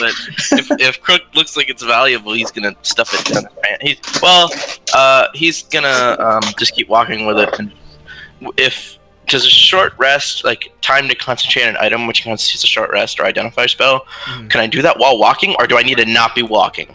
I believe you can't be doing any kind of traveling or any kind of strenuous activity. I'm going back to the cart, and I'm gonna sit in it, and I'm gonna like stuff shit out of my way. And I'm sitting down. I don't say anyone. I kick over the plate that Jakarn left me. I don't give a fuck, and I sit down and just stare at this necklace, saying nothing to anybody. In that case, I'll take point at the head of the column and start walking where Crook was walking. Okay. Alright, so you take an hour to identify this item. You discover that it's a magical item. You find that you're gonna have to spend some time to attune yourself to this item, but for now, you discover that this is the Fang of the Northern Wastes. While wearing, I'll make a sheet for this later. I just forgot to do so. But while wearing this, you have a +1 bonus to an armor class, and if an attack misses you, you can use a charge of it to make a weapon attack as a reaction. Holy shit. How many charges does it have? It starts with 3 charges, and 1 charge is recovered at dawn. Like So just charge at a one, time. not 1d. Okay. Alright. Nice. Yep. Alright. That's generous. Seriously. Lucky I didn't fucking throw that thing in the woods. Yeah, seriously. Yeah. He was like, nope! Crook is proud and way too mopey right now. I was like, I don't want to throw take- it away. Go for it. Oh god, I should have stuck to it, but I'll take it, sure. Yeah. So you guys continue along the road. Crook puts it on and then rejoins Jakarn. But I need to complete a long rest before I can attune to it, or it takes a short rest. Short rest. A separate short rest. Then I take a short rest and attune to it, and then join Jakar. Okay. Are we feeling a bit better? Shut up. Apparently not. Alright, so you guys continue along the road. Cloud cover is a bit thicker this time. It doesn't seem to break, and it's just a gray kind of a blanket draped over the sky as you guys travel along the road. Yeah, you guys travel for the full 8 hours and don't notice any passerby, anything catching your attention as you guys make your way westward. Evening approaches, time to break for a camp, and yeah, unless if you guys wanted to do anything, we can go into the watch schedule into the next day. We'll have to expose the raw meat at this point, right? Go ahead and make an investigation check. Investigate this meat. Whoever has, 19. You look through and you can see about a half of it has spoiled and is no longer good to be eaten at this point. Let's say you have maybe, I don't know, I haven't been doing the math up until this point. Yeah, it's probably effectively last night we're gonna be able to use it, basically, right? Yeah, I'll say like this would be enough to feed the party for one more meal. Okay. How much you have left? Good news, everyone. We have enough for one more meal tonight. Excellent. Yeah. Actually, how far away are we from La Zone at this point? You guys have traveled for about 3 days now. You wager you have about 5 days up ahead. Well, we'll need more food if we want to keep alive. I'll see what I can do about that. And as Lenneth is cooking, I guess I'll go out for a couple hours and see if I can find any more aminals to hunt. Crook's going with Jakarn. Alright, both of you guys make a survival check. Are we in forest or is it more like hills These now? are like open plains now, grasslands. Okay. Still Have at mercy. 19. Nice. Nice, okay. So, Crook, you're still a little bit distracted by this gift as you're following Jakarn along. Not making a lot of noise, but Jakarn, you do manage to track down what looks like a few rabbits that are kind of scampering throughout the grasslands. I'm gonna attempt to take them down. Alright, go ahead and... there's 3 rabbits that you can see as you're tracking them. Go ahead and make 3 separate attack rolls. Damn. Christ! The sequential attack roll. Fuck those rabbits. Like homing missiles, your arrows find your marks, and you find you've managed to bag 3 rabbits as you return to camp. Hell yeah. Okay, How many of those arrows do I get back? You get 1 arrow back. Oh, damn it. The great one. And then I'm specifically keeping an eye out for birds as well on my way back. Okay, make a perception 'Cause I- check. Okay. While we're on the way back, Crook's gonna, he's gonna speak up kind of out of nowhere. Only once before. I'm sorry? I've only been defeated in combat. Once before. Ah. It's odd. Yes, I could have guessed it's not something you're used to, given your formidable stature. The fact is... Oh, go ahead. When the only loss is against the strongest there is. It's just, he sort of trails off and he walks off.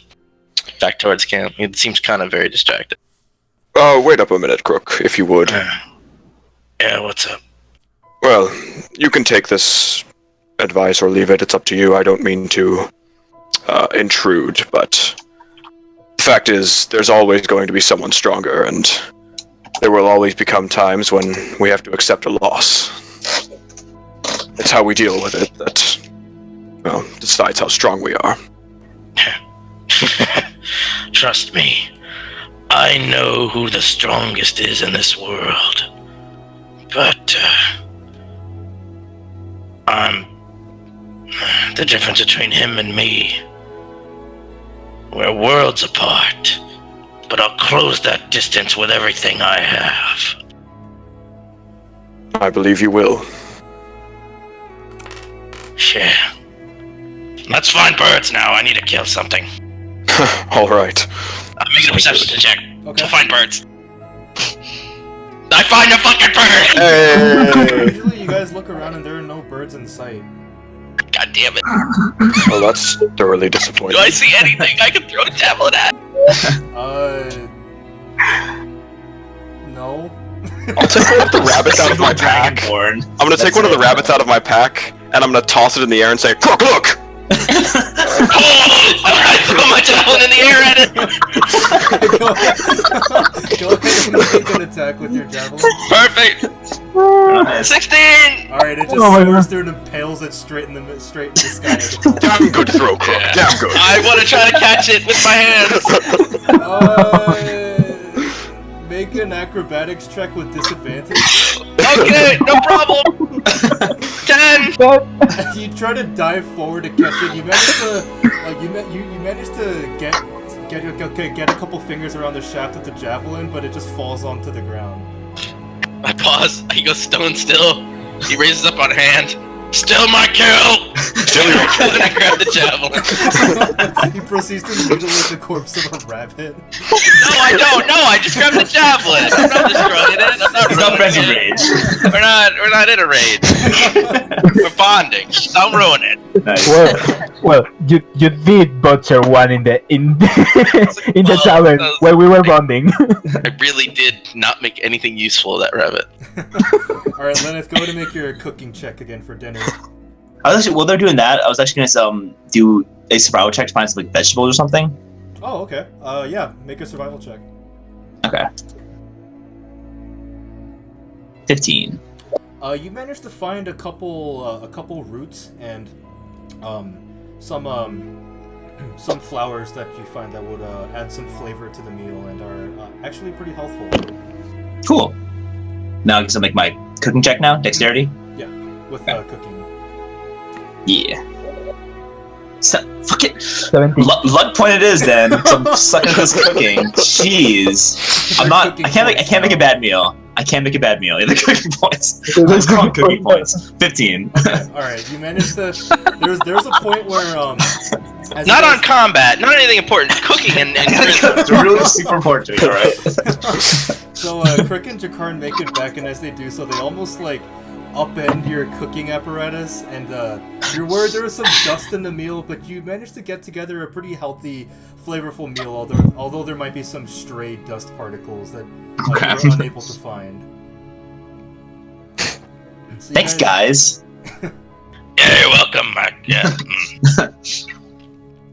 Alright, so you guys break for camp. Go ahead and whoever wants to take watch.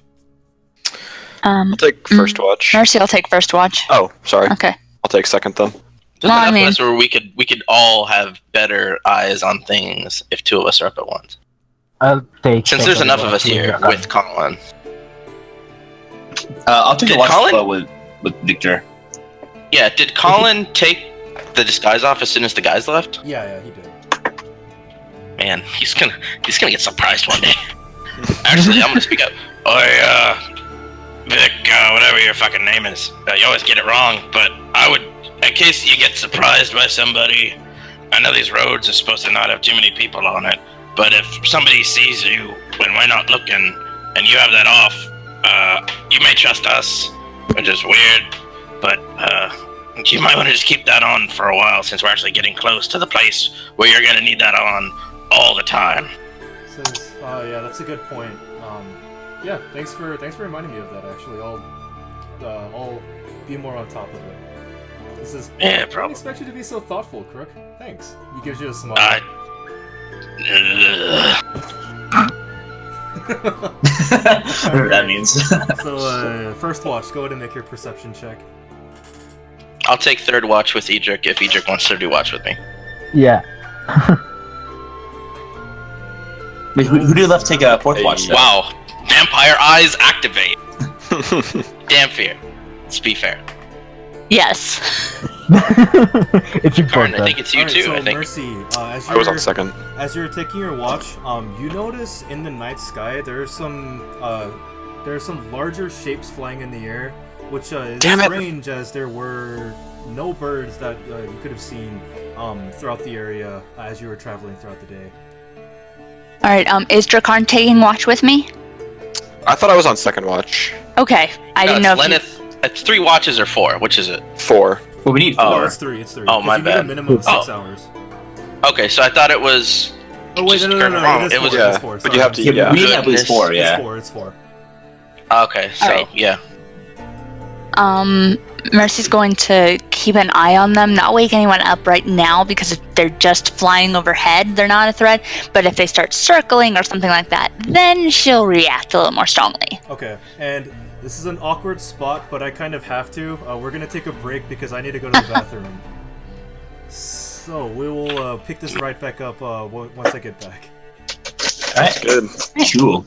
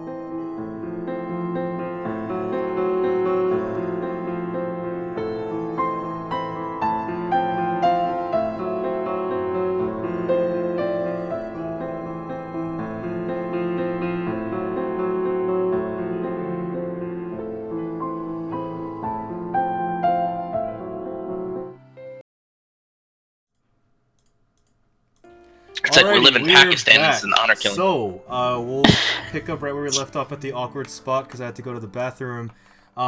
Mercy, you woke up Drakarn, correct? No, I'm not. I'm only going to wake somebody up if they start circling Oh, or the like. If they're just flying overhead, I'm not worried that much about them. okay. Keeping an eye on them, but not panic. Okay, go ahead and make another perception check. It's a 1 or 4. Distracted. So, Or- you're keeping an eye out. It's difficult to make out their shapes, even though you do have very good improved dark vision. But as you're looking out, you do see the shapes seem to grow a little larger, as if they're getting a little bit closer to where you guys are camped out. Okay, how far into my watch is this? It's about an hour into your watch. Okay, I am going to nudge Drakarn awake.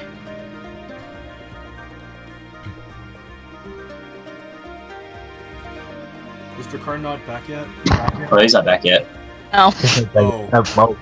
Oh, Oops. Well, That's still asleep. I guess we'll wait until he gets back. Sorry, I should have checked if everybody this is a was special here. operation, guys. Yeah, this is very Snoring. professional. Very professional. I guess I did. We We did totally hear him. know what we're doing. I think we started without him. I didn't hear his voice. Now that I think about it. Oops. Well, this is awkward. He's probably getting a cup of tea or something, so... Yeah. I guess I'll use this time to prep some screens. Cool. Len's just kind of snoring quietly in the background.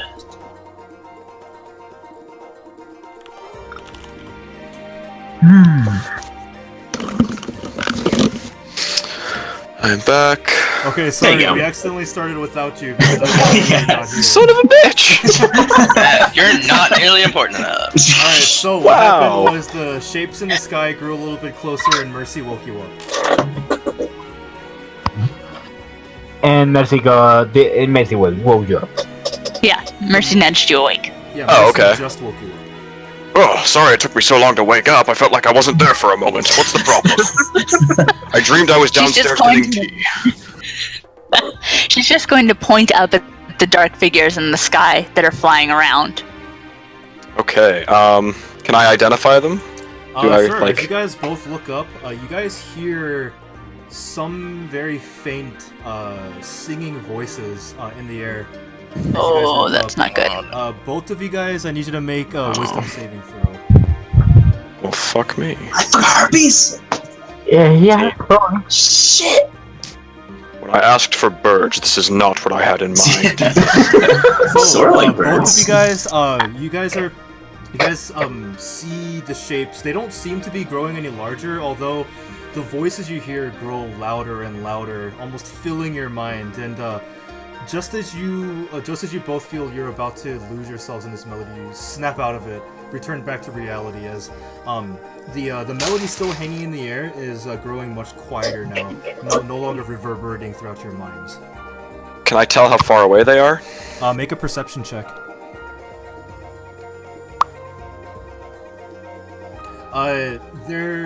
You can't actually, they're past your, well, you don't have dark vision actually, do you? Correct. So you can't see the shapes actually. They're beyond the reach of the campfire at this point. But, like, is there moon and stars and stuff? Yeah. I mean, if you're outside at night, you can see birds above you, right? That's true. But it is very late in the evening. Here, wait, we'll do this. Okay, so you can see them there. You can make very, very vague shapes about 100 or so feet away from you guys. Okay, I'm gonna take out my bow and try and bring one down. Okay. Go ahead and make your attack roll. Crit! Alright, go Nice. ahead and roll damage. Mercy's gonna get her Uh, crossbow out 10. ready in case. Alrighty, so as you loose your arrow, you hear a pretty bad. screech out into the distance. This actually wakes up the rest of you guys. It's a horrible, wrenching scream that just breaks the melody that you guys were hearing. You guys wake up, and I need everybody to roll initiative. No. Oh, I guess like my shit. Oh, I got 13. Yeah. Well, our tokens are not here, so yeah. Oh, right, fair enough. I'm bringing you guys over to the proper screen now. Cool. Into the blank screen. No. There you go. Oh, the green one. Happy now? We can finally afford grass now that we've gone live. Yeah, it's in the budget. There we go. Yeah, got some sponsors now. Can we give it voice changes? Like get a real female voice? That'd be cool. No. Can we afford that? Getting the most confused boners around here. Let me roll, go ahead so- to the turn order. If you guys could update your things for me. Do we wake up? Yes. Yeah, I said. Oh, screeching roll wakes you guys up. Alright. So go ahead and just copy your numbers in. Cool. God damn. You and me, the two who were ready for this. Yeah, right? We wake up. Why are you so slow? I just shot them and spaced out for a moment. I don't know what happened. It's like you weren't even here.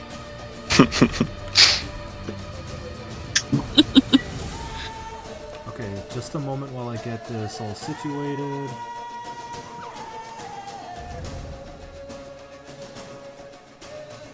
Okay, cool. So, go ahead and roll this report.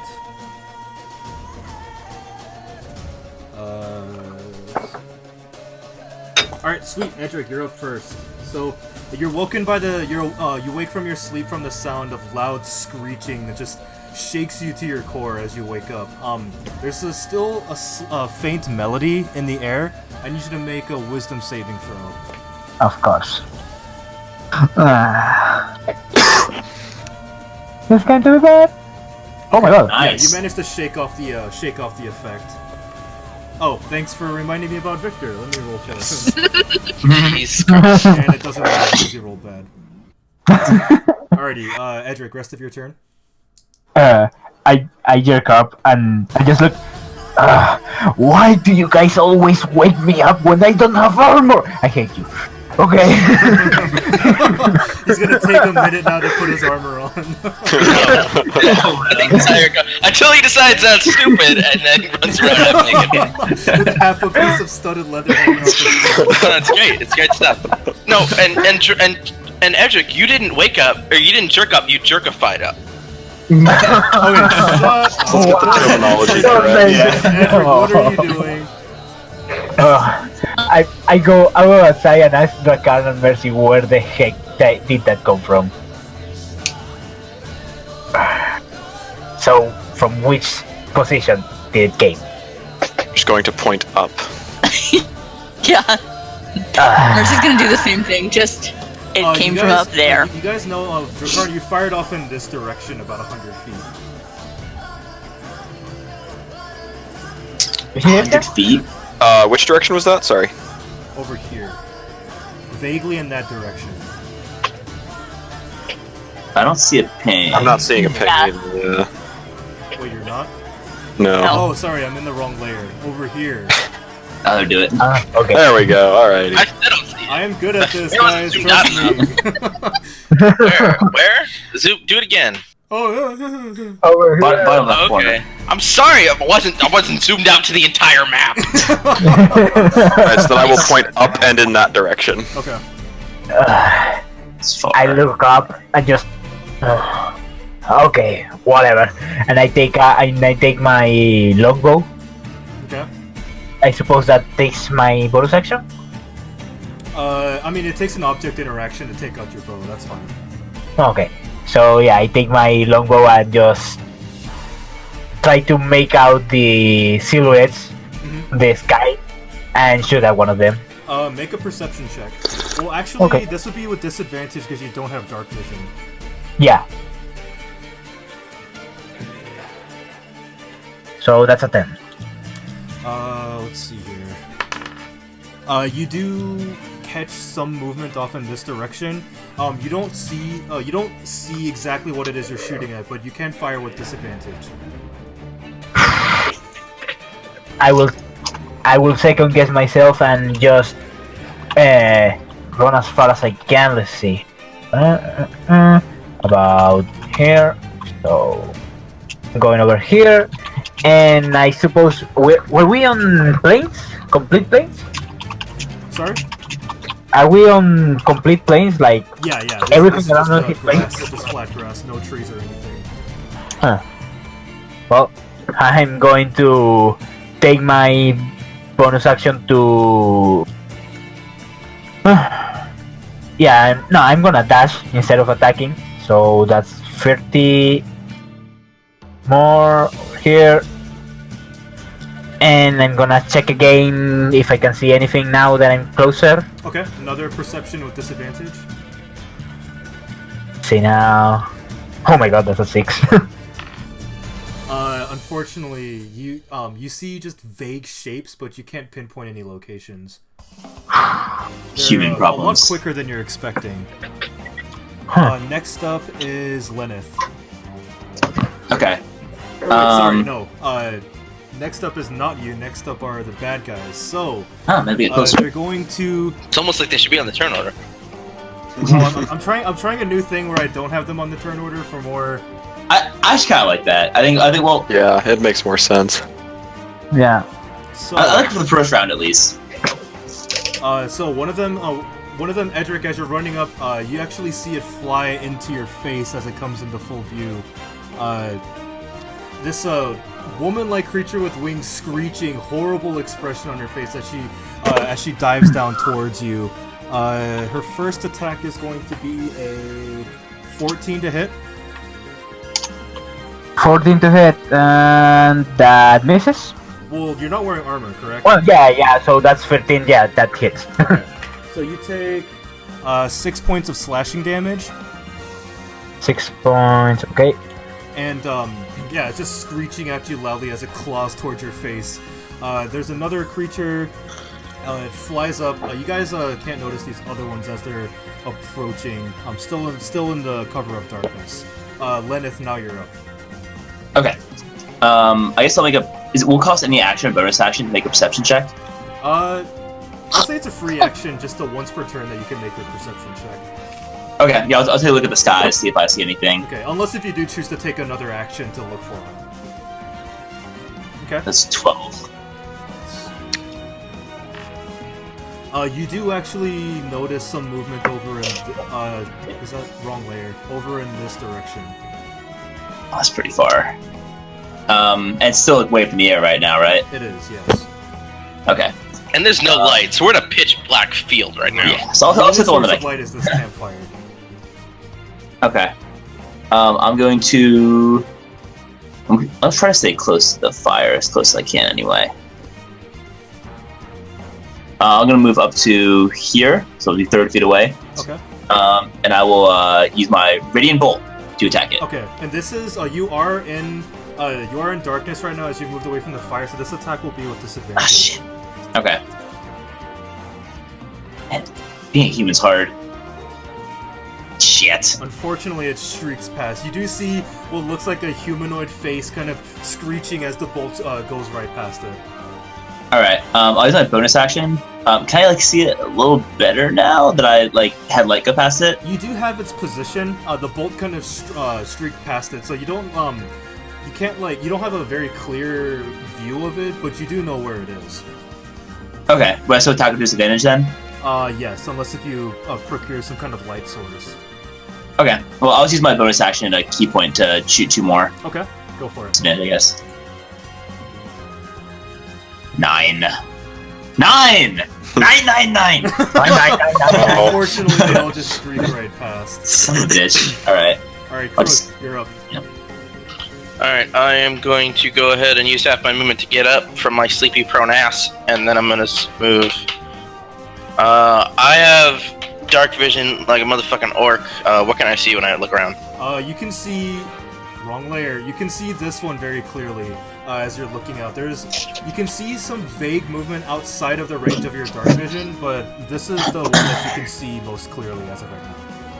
I can see 60 feet as if it were, dim light, and then another 60 feet, I think. Or no, just 60 feet if it was dim light, never mind. Yeah. So the one that is next to Edric is the one that you can see as of right now. Alright, since Lenneth, do I sense any others nearby? Since I'm hearing screeching and singing and... Do I need to make a wisdom check for this song going on? Oh, you do. Yeah, go ahead and make a wisdom saving throw. Oh, I didn't make one either. Persuasion.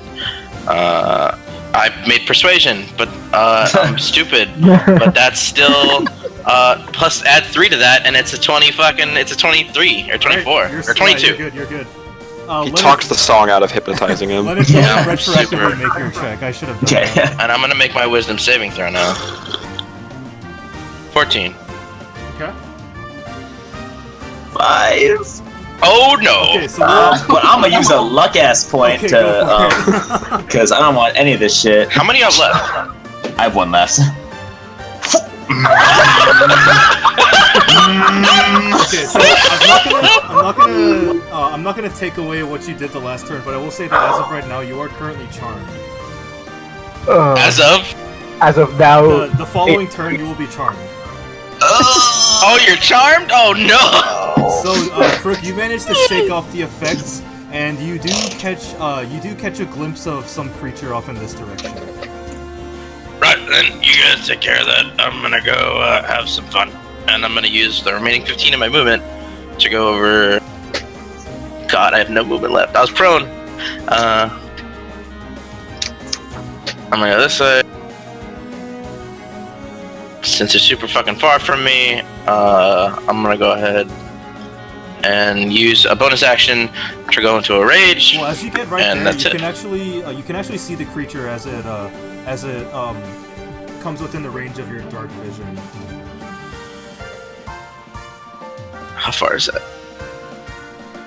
I'm gonna go ahead and go use my bonus action to go into a rage, and I'm gonna toss a javelin at disadvantage because it's out of my inner range. Cool. Go for it.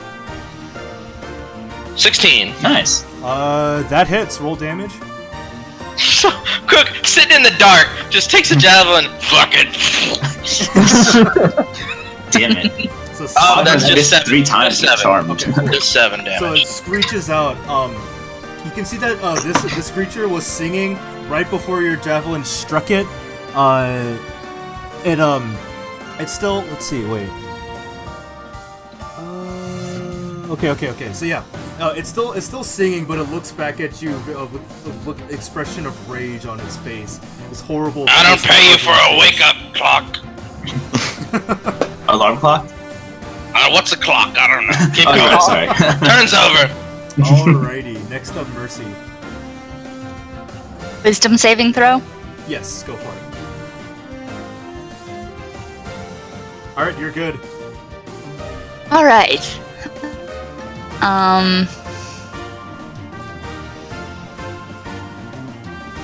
Here, and do a perception check to see which ones I can see. Yep, go for it. She can see like in the dark forever. Never And mind. yet, for some reason, I can't. Well, for some reason they rolled lower, so you can actually catch both of them now. Okay, cool. I was thinking like Mercy was spending way too much thinking about Crook getting his ass kicked. One sec, I just need to check something. I need to see what my range is on something. Okay.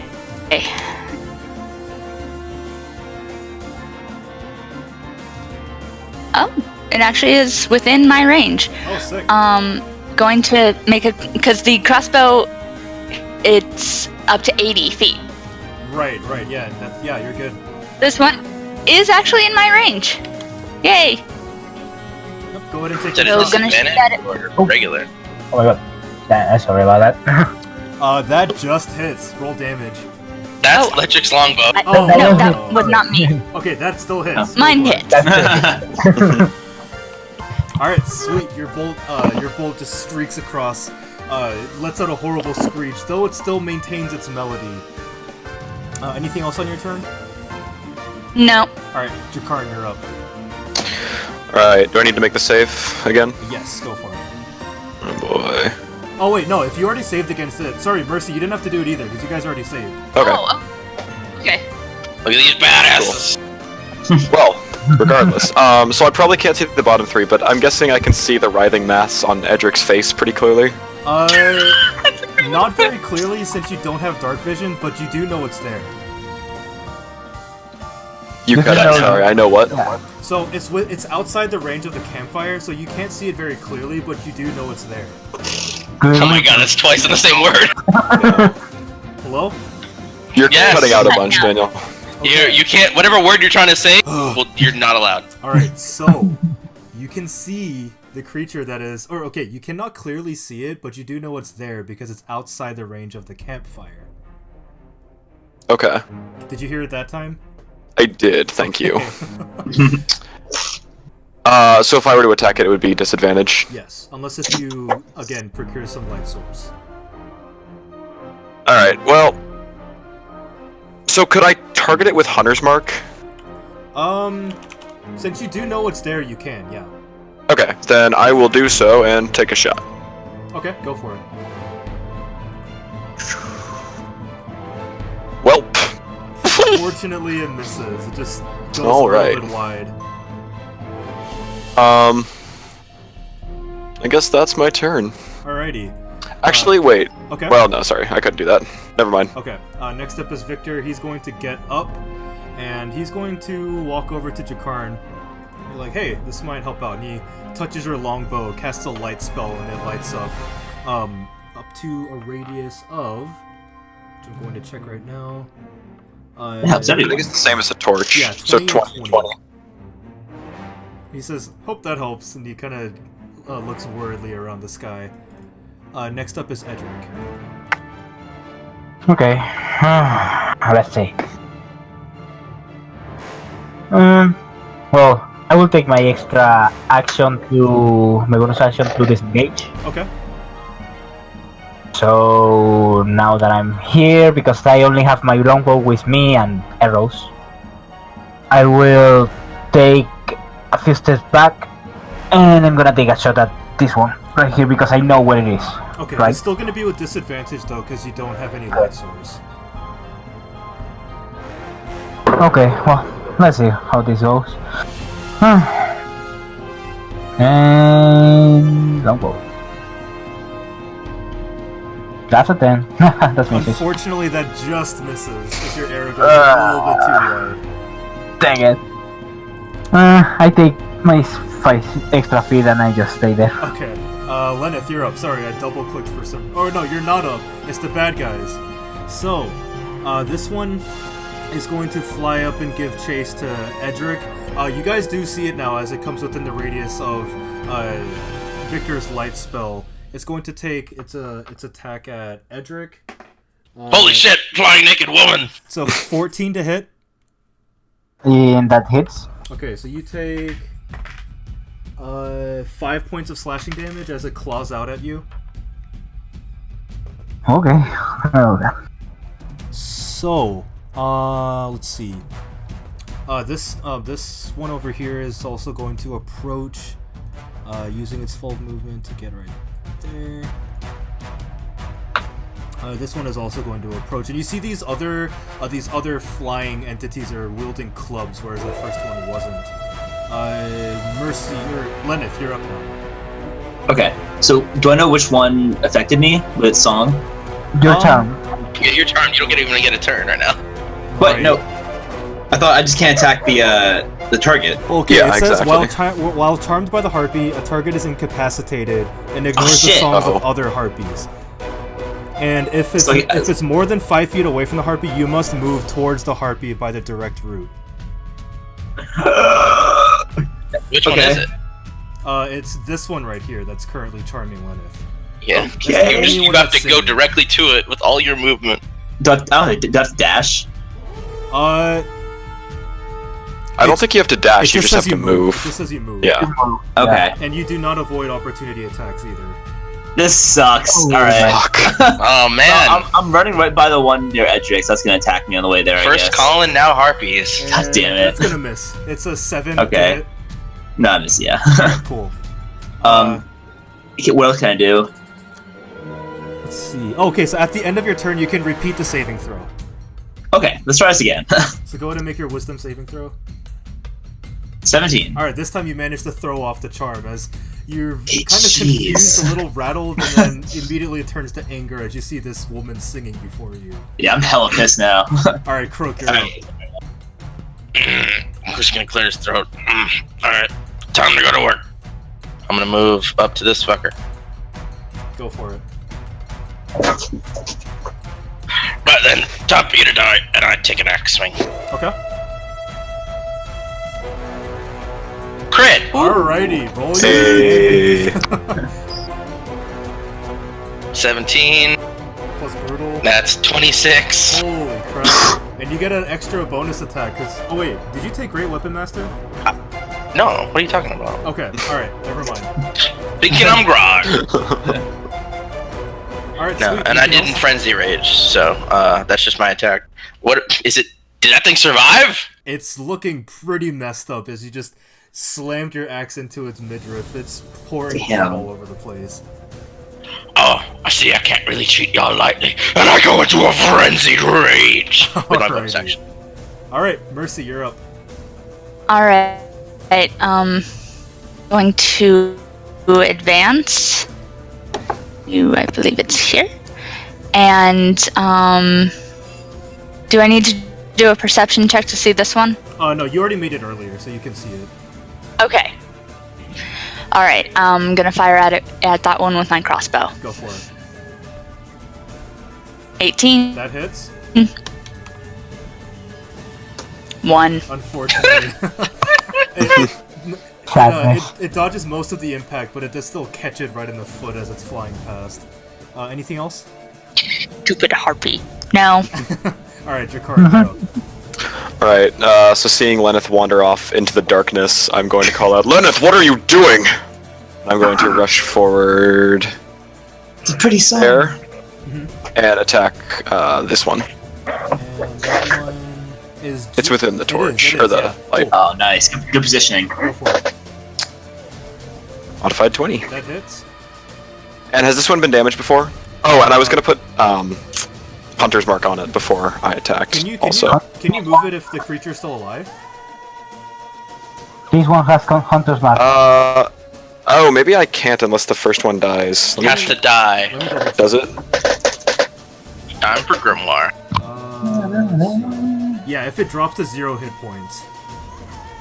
So you could recast Hunter's Mark, but it would still stay on that other creature that you marked before, which I believe was this one. Yeah, it was the... Yeah, this one. Yeah. Okay, well, never mind that, I guess. Instead, I'll use a bonus action to cast Hail of Thorns, Okay. and then... Well, I guess I already rolled the attack, so... Never mind. You got it for next time. Oh yeah. Yep, there we go. I'll say that this is a normal attack because you didn't declare. Yeah, right. Beforehand, So... 6. and it was damaged beforehand. Oh, it was? It was, yeah. Yes. Oh, I threw my javelin at it. well then. Another 4. All right, sweet. That's all your. Is that all of your turn? Yes, it is. All right. So, next up is Victor. Colin, be useful! Seeing this, he's going to take a couple steps forward, and he's going to fire off a firebolt. And holy crap, it hits! Finally! So he deals significant amount of damage to the one that Drakarn just attacked. It looks pretty messed up as a lot of its wing has been singed off, a lot of the feathers burning to a crisp. Next up is Edric. How badly wounded is the one that I have in front of me? It looks pretty messed up. Okay, well, I'm using my extra action to disengage again. And I'm moving over here. And it is on range of the light, right?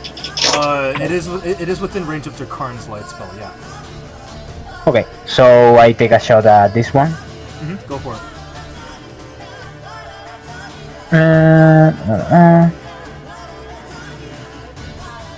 That hits. 14? Roll damage, Okay. and this is with sneak attack. Okay. Because Crook is right adjacent to it. Alright, I'm so fucking that's it up. 4 plus sneak attack. And that's 13 total. Alright, so you managed to finish it off, taking the arrow right between its eyes. And can I pick up my... I don't know, my short sword, for example? Yeah. Okay, good. Alright, sweet. Lenneth, you're up. Or no, sorry. Bad guys are up now. This one is going to use its movement. Come at me, come on. It's going to get right here, and it's going to take its attacks at Lenneth. Do it. So first attack is an 8, which misses. Second attack is an 18, which I believe hits. That hits, yeah. So you take 2 points of bludgeoning damage as it swings with its club at you, and you dart out of the way of its claws. This one is going to fly up towards Drakarn. First attack is a 10. That does not hit. Second attack is a 21. That does hit. And you take 3 points of bludgeoning damage as it clubs you in the shoulder. No, it's nothing. This final one is going to abandon its song and fly up also towards Lenneth, flanking Damn right it will. with the other harpy. First attack is a 12. So it's flanking? Is it flanking, Lenneth? It is. Oh, man. Is it 12? 12. That misses. And second attack is a modified 20, so that hits. Damn, yeah. And you take 5 points of bludgeoning. Okay. Alrighty, next up now is Lenneth. Alright. So this is the one that affected me before, right? Yes. Alright, after I get kind of hit twice, I'm gonna point to the one that, or turn towards one that hit me and says, your song sucks! I'm gonna hit it in the face with a quarterstaff. Go for it. 24. That definitely hits. Roll damage. Whack! That's a 6, I guess, Alright, yeah. you just bat her out of the sky as she falls down lifeless and limp to the ground. I kind of just go, that's right. And turn to the other one and, flurry of blows. Go for it. Yeah! Can do a, jump up and do a double kick. Right to the face. Both of those hit? 22. Nice. 6 and a 6. Sixes. Nice. Alright, so you jump up into the air, leaping up and kicking both times, landing against the creature. It screeches out, looking pretty dazed and confused as it's flapping, trying to keep its air, maintaining its position. And it's my turn. Alright, Crook, you're up. I'm going up. Actually, I'm gonna move. Man, why does it do that? This is 15 feet. What the what? Anyway, okay, I'm gonna move here. Crook's gonna take his action, take a strike at this harpy that's bothering his buddy. Mm-hmm. That hits. 15. 10. Nice. He's gonna go for the wing. Alright, That's it. He manages to wound it significantly, but it's still keeping air, looking very, very rough as you take your swing and draw blood. Not yet. And I'm gonna swing again. Okay. As my bonus action. 18. Hits. 15. Alright, with this one, you just cut its head right off as it falls limp to the ground. Nice. I'm gonna look at Leonard. You're right. I'm alright. Hold on, though. And I'm gonna turn to Jakar and get ready to fuck that other guy up. Alrighty, Mercy, you're up. Alright, gonna fire with my crossbow at it. Okay. That Never just mind. hits. Oh, okay. They're naked flying women. Alright, so your bolt catches it right into the Why side. am I not doing damage? It doesn't seem to be a very deep wound, but it does draw a little bit of blood as it looks at you, slightly annoyed. It's a sign to stop using that fucking crossbow and get out your awesome act. Yeah. Alright, Jakarn, you're up. Unless Well, you wanted to move, Mercy. Still flying. They're not flying above us, though. Well, it did fly within melee range of Jakarn. Basically. Okay, Alright. but still. Jakarn, you're up. Alright, so I'm gonna try and do like an awesome shoulder roll to get me out to about here. Okay, it's gonna take an Which, opportunity yeah, attack. of course. Which misses, so you do shoulder roll very coolly out of the way. Hell yeah. That was awesome. I'm gonna stand up and turn mid-roll like a total Jackie Chan motherfucker. Hunter's mark on the harpy and take a shot. Go for it. That includes your Hail of Thorns, also. Yes, it does. Sick! Well, you use your bonus action to move the mark. But I cast Hail of Thorns on the last turn. Yeah, his next range attack. Right, Yeah. right. Okay, cool. Yeah, that hits. So 7, 4, and 7, and if it's not dead, it needs to make a dex saving throw. It's going to make a dex saving throw. What's your DC? 13. It fails. Just fails. Alright, so then...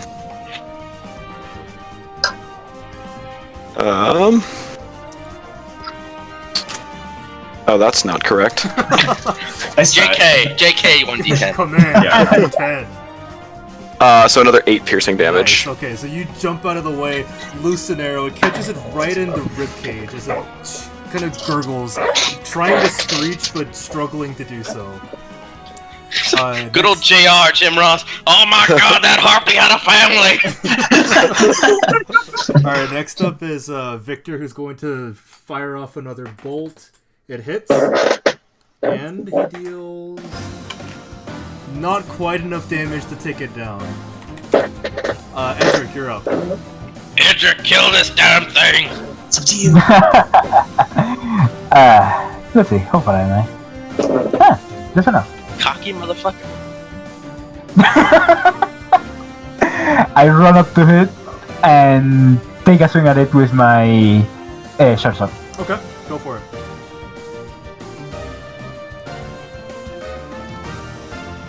That hits. That's an 18. That hits. And 8. Alrighty, with this, you just jab it straight through the chest, and against your blade, it gurgles, and then it falls limp. Nice. I look for armbands. They Fuck actually those all things. have the insignias like tattooed on their chests. No, they don't. Are you serious? They all have feathers, right? They do. No, wait. I don't know. Wait. Were you joking? No, I was kidding. I was kidding. Oh, I was like, oh my god. This conspiracy rolls deep into the harpy community. I'm gonna go around and start like plucking their feathers. Me Okay. too. Do you all know what harpies are? Well, Do us as characters all know what harpies are? Yeah, does Crook know what it is? go ahead. What the and hell? make- What are these naked women? Go ahead and make Yeah. make a history check. Everyone that wants to know. 17. Oh wow. I had a Yeah, 17. I'll do it.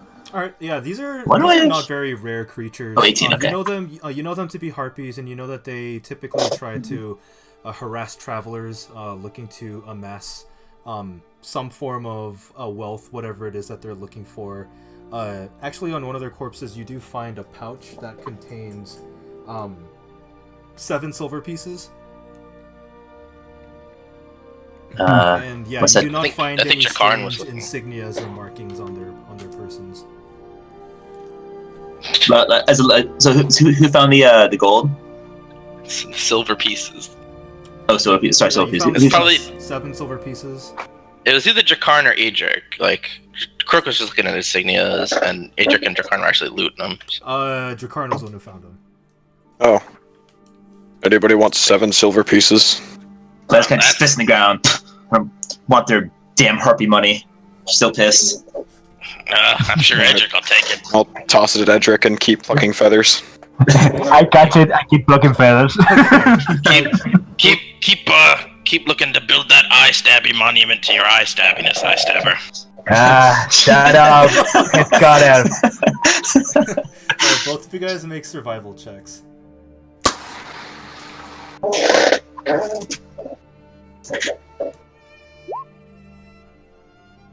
Alright, Wow. so, Edric, you managed to, before it gets too late, you fear, if you go any longer, you're going to, severely hamper your travel for the next day. You managed to get, about, 5 feathers plucked from, some of the corpses. Dracarn, you managed to, get together a batch of about a dozen. Cool. And these are pretty big feathers, right? Yeah, they are. They're, slightly longer than, the length between, like, the bottom of your hand to your middle finger. It's slightly longer than that. Okay. Excellent. Crook's going back to the fire and back to sleep. Lennox as well. He's just taking a point of exhaustion. He needs to quickly sleep off. Yeah, I'm gonna go to bed too. Yeah. Yeah, whoever's Is on the it- watch is there still list, watch remain left? on watch. Yeah, who's? Victor Oh, actually, I think Lennox is next. Victor says he'll. It was finish Mercy's. It was in the middle of Mercy's, so. Alright. First one. Crook has third watch with Edric. I think I was on second. I guess I'll be my 4th with Victor then? Yeah, yeah. Yeah, Okay. sure. Got it. All right. So, yeah, Mercy's watch passes uneventfully after this event. Next watch. So that's second watch, I think. Yeah. Go ahead and make your check. Jakarn's a lone wolf. 24. Do Dragonborn see in the dark? We cannot. Oh, so I guess it'd be 16 if it's disadvantage. And your watch passes by uneventfully. Cool. Third watch. It's me and Edric. Go Yep. for it. Make perception checks. 18. Do one. Okay. Yep. Nothing happens, and Victor is gonna take his final watch, and also nothing happens. So you guys wake Okay. up the next day, about the same time, about 10:15ish, as this time the skies have cleared, and you can see the sun is past sunrise, still climbing into its zenith. So we finish a long rest? Yeah, you guys did. Cool. Crook's gonna take the lead this time, and he's gonna invite Jakarn to walk up with him. Alright, I will follow beside him. All right. He just we'll keep our eyes open. All right, sounds good. Crook's keeping his eyes particularly on the sky. Look out for these sneaky naked ladies. Yeah, Lev's as well. She's weary now. Whoever I'm wants watching to- through the tall grass. Whoever wants to make a perception check. Please. Perceive the sky. 15. Ooh. 15. Shikaran is something. I trip over a Pokemon in the tall grass. Yeah. He grabs his cell phone. I gotta get it. Another Pidgey. I need candies, man. So you guys continue traveling. You don't notice anything in the sky that seems out of place. As you guys continue on, you see just at the horizon what looks to be something traveling along the same road that you guys are traveling along. Before that happens, I'm gonna look to Jakar and ask, do you know how long we got till we get there? I mean, we're traveling for 4 days. I wager it's another 3 to 4 days of travel, depending on how much time we make. I don't know what they intended to take that head all the way to the desert from here. I don't know why they're all the way on the other side of the continent for 200 gold. It doesn't add up. You didn't really see it? Those are spies. My thoughts exactly. That's why I wanted to keep Victor out of sight. Bloodstorm has no need for spies. Not in these lands. But the desert people are full of shit. They claim to all be worshipping their gods, but all they do is just make war with each other. Interesting. And is that different from what the Bloodstorm do? Nah, Bloodstorm just makes war on everybody. We're not nice to right. anybody, really. Well, that clears that up. See, so we're not deceiving nobody. Oh, look, people are ahead. We should look. Alrighty, so respect that. as you guys are walking along the path, about maybe 15-20 minutes pass by, and you see what looks to be another cart, a horse-driven cart, traveling towards you eastward along the road. Can we make any... How far away is it, first of all? It's pretty far away. I'd say maybe about a mile away at this point. And I see it too. Hard to make We should out- move to the side of the road. It's hard to make out specific details, but it is a horse-driven cart with similar cloths draped over it. There's a cloth draped over the top and what looks like wooden sides of the cart that's being pulled. And the terrain is just, like, flat plains on either side of us, right? Yeah, with a couple hills rolling to your sides as you're traveling. You ever see Spice and Wolf? It's like that. I'm going to fan off to the left side of the road, maybe a good 200 feet away from the road, kind of in the tall grass, and keep pace with Crook from out there. Crook's gonna hold his great axe in both hands and just walk forward. Okay. All right, so you guys. And I'm gonna motion to the back to the cart behind us that there's people ahead of us. Okay. Are you guys continuing your pace or stopping? I'm continuing. Yeah. Okay. Alright, so you guys Unless the other party members think we should stop or whatever they do once we signal that there's dudes ahead.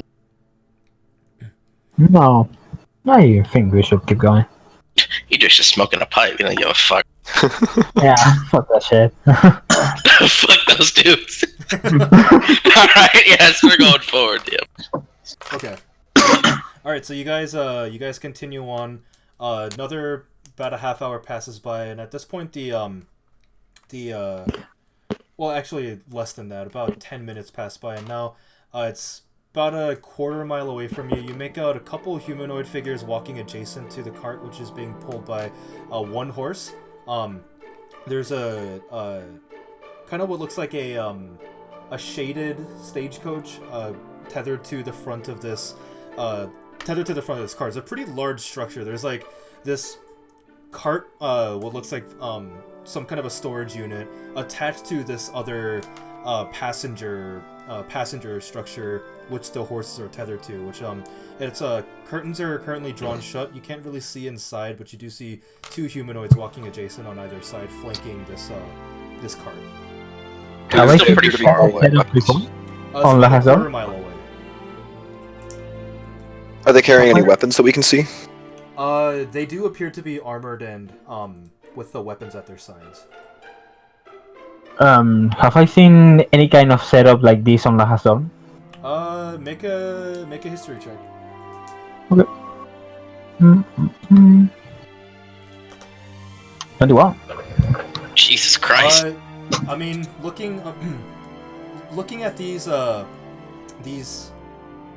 individuals and this cart, there's nothing that really strikes your memory as anything super, like something worrisome or something that is of great consequence that would kind of alert you to the situation. Okay. Crook's still going forward. Okay. I'm gonna move a little bit ahead of like the line where Crook is, just so I'm kind of like ranging a bit ahead and start circling back in towards the path. Do I even see him doing this, or is he stealthing? I'm not like attempting to be sneaky, just trying to get another angle on them in case shit goes down. Alright. So you guys continue on for a bit. They're about 100 feet away from you as they both hold up their hands. One of them kind of reaches for the weapon at his side, doesn't pull it out, but just kind of puts a hand on it and calls out, "Over there! Stop! May I ask what your business is?" We're passing! Calm your shit. You see him kind of turn to the side, kind of speaking to Crook the other doesn't stop. individual. They're both bald, wearing what looks like leather armor and swords strapped to their sides. You guys continue walking forward, and the other one says, "We don't mean any harm. We're just passing through, just like you. No fast movements." Inside check on that bullshit. Okay. Yeah. No, I don't give a fuck. They're pretty far away, so they're kind of hard to read. You guys approach, and the cart is stopped. You see the stagecoach structure in front of the storage unit open. There's a curtain that's drawn aside as a human woman steps out. She's dressed with just simple traveling, what looks like simple traveling clothes, although they're adorned with jewelry and kind of gaudy looking lace and drapery just hanging all over the place. Fucking chips. She steps out with a bunch of rings adorning her fingers. She has sky blue hair that cascades over the back, over her shoulders to the small of her back as she steps out. You guys are a little bit closer now, and you see that she's got a very broad smile on her face. She walks up and touches the shoulders of both of the men. She says, please, these are just travelers, hopefully wealthy travelers looking for some trade." She kind of looks at you all with a very curious expression. How close are we right now? Maybe about 50 feet away. Crook is going to the side of the road. He's walking right the fuck past them. She kind of looks at Crook walking right past. She says, "Okay, so the rest of you all, would you be interested in some trade of sorts?" What kind of That's good. trade? So good. She says, "Oh, of course, travelers, things that would be very interesting to you, I must wager. Any adventuring goods, magical goods, anything, name it, please, you can find it here at Crown Jewel Goods." Oh, this fucking crazy lie bullshit. Magical goods, you say? Yes. Do you want to browse through my wares? Well, I'm not supposed to have any need for material things, but I'll take a look. At this, the two bald guards kind of give her a very wary look and say, "Miss, I don't think we should be." She says, "Please calm down, Ned and Ted. It's been a long day. We haven't had any customers. Please, Ned and Ted. please." Ned and Ted. Waves over at It's you like, guys. it's like, what's that? What are those two Star Wars reference Final Fantasy characters, Biggs and Wigs or some shit?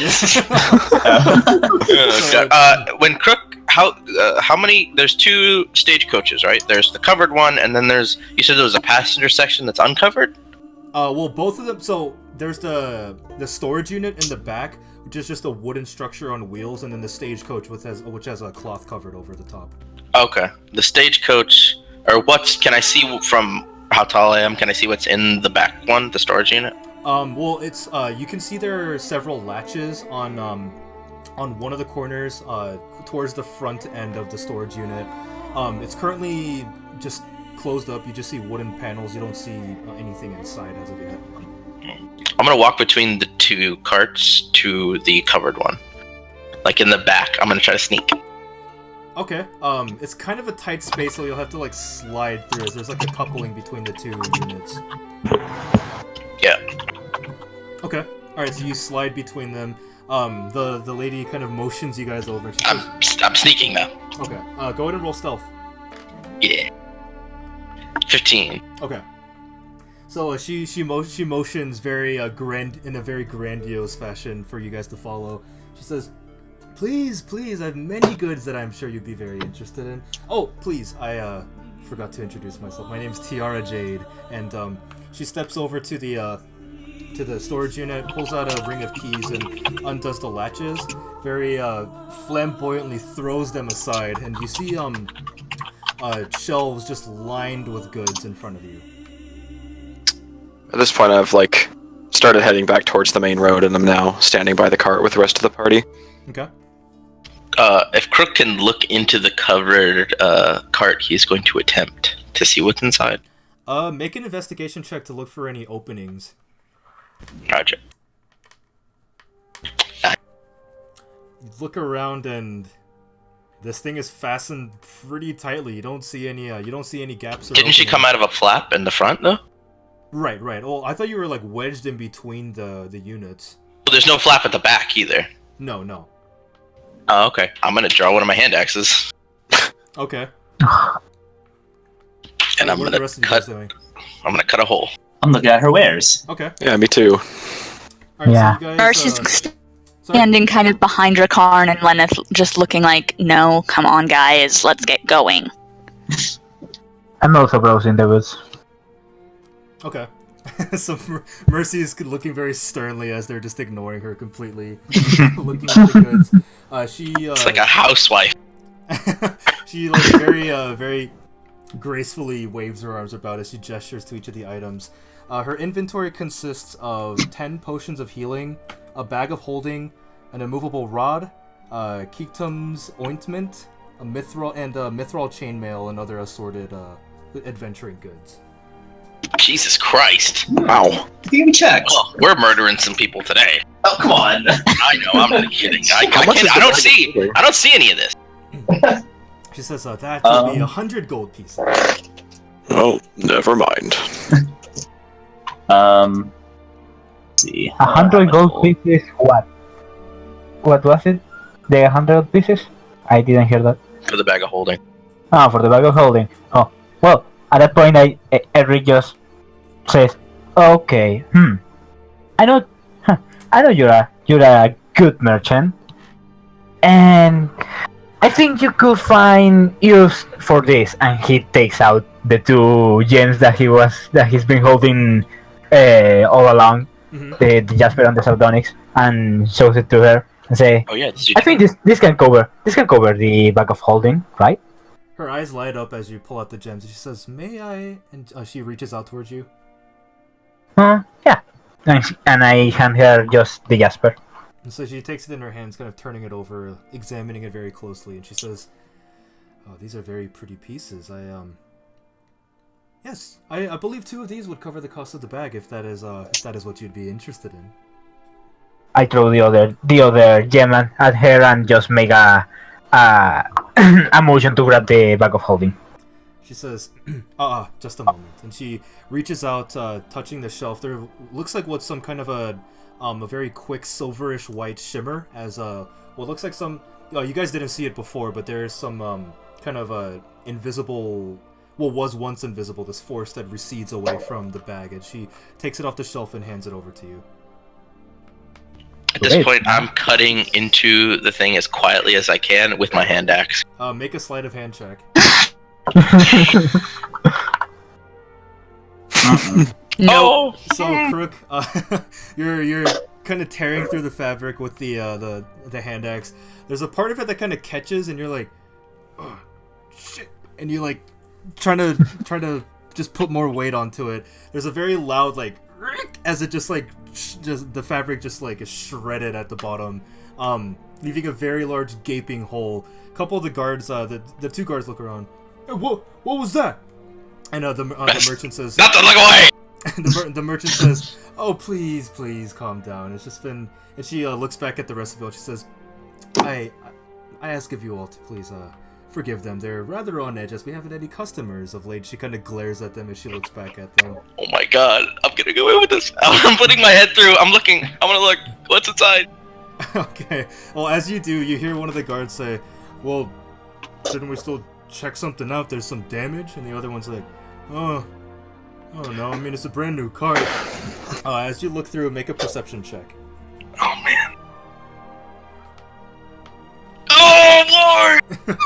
You see dead babies. You see horrible. No, I'm just kidding. You look around. It just looks like a normal. It looks like some kind of a sleeping unit. There's a small cot in the corner. At the front, it looks like there's a bunch of drapes and several ropes and ropes and levers used to kind of pull the curtains apart with what looks like a slot through which the reins could be fed through from the horses. Crook feels very kind of ashamed, and he puts his head back. Oh, and you also see women's undergarments on the bed too. Crook does not take them. He brings his head back. Do you have to specify that? Do you not take them? He tugs the cloth a little, kind of bring it together, and just kind of awkwardly just pats it. Okay. And he just walks out to the rest of the party. Well, and you should have seen the leak I just took. Oh my god. It could have ripped cloth. I mean, At this, I don't even want to know. yeah, no, not really. You can see the merchant. She Let's just forget wrinkles it. her nose. She kind of frowns a little bit. She says, "Yes, I was hoping for some different kind of business. Is there anything else that would interest any of you?" What were the items again? Yeah, Crook's looking now that he's invaded someone's privacy and been proven wrong. So there's 10 potions of healing. There's an immovable rod. There's Ketum's ointment and Mithril chainmail, and then there's other assorted adventuring goods. We don't know what that is. That ointment. Okay, what's the ointment? She explains that it's a curative ointment. It takes an action to apply the ointment. Let me pull it up here in the DMG really quick.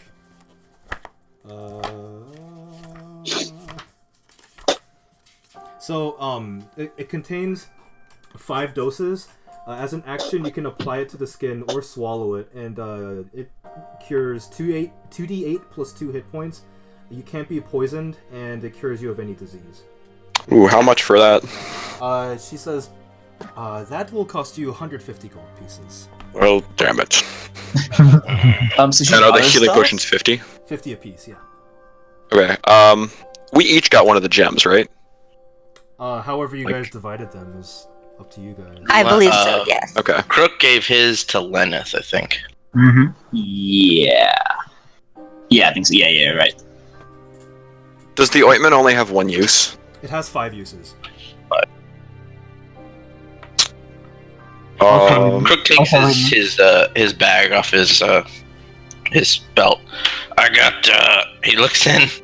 I got some amount of gold, and he sort of tosses it at Jakarn. It's 54 gold in there. You have 54, Crook. That means you can afford 1 potion of healing. But if we can get that rubby crap, if we can afford it, if we pull it. Lenneth, were you planning on saving your gems? Well, if we can get something that could heal, but Sell the gems I gave you. well, I'm just kind of curious what else she has. Something that could possibly help someone who's a martial artist, perhaps. Well, my gems you can sell. Okay, so Len's gonna hand over the gems she's holding for Crook to him. Do you remember? Did you write down which ones I gave you? No. We. Sorry. I remember this. So Okay. of the other 7 that we had, that I had 2, and the other 7, we sold 1 only. So there's 6 in our possession. Lenneth right sold one of hers. now. Yes, But and Crook has 2 gems to himself. and Mercy used a circon for Gem crafting. Gem crafting. yeah. Yeah. So I imagine I have a citrine and like one of the Jaspers or Sardinoxes.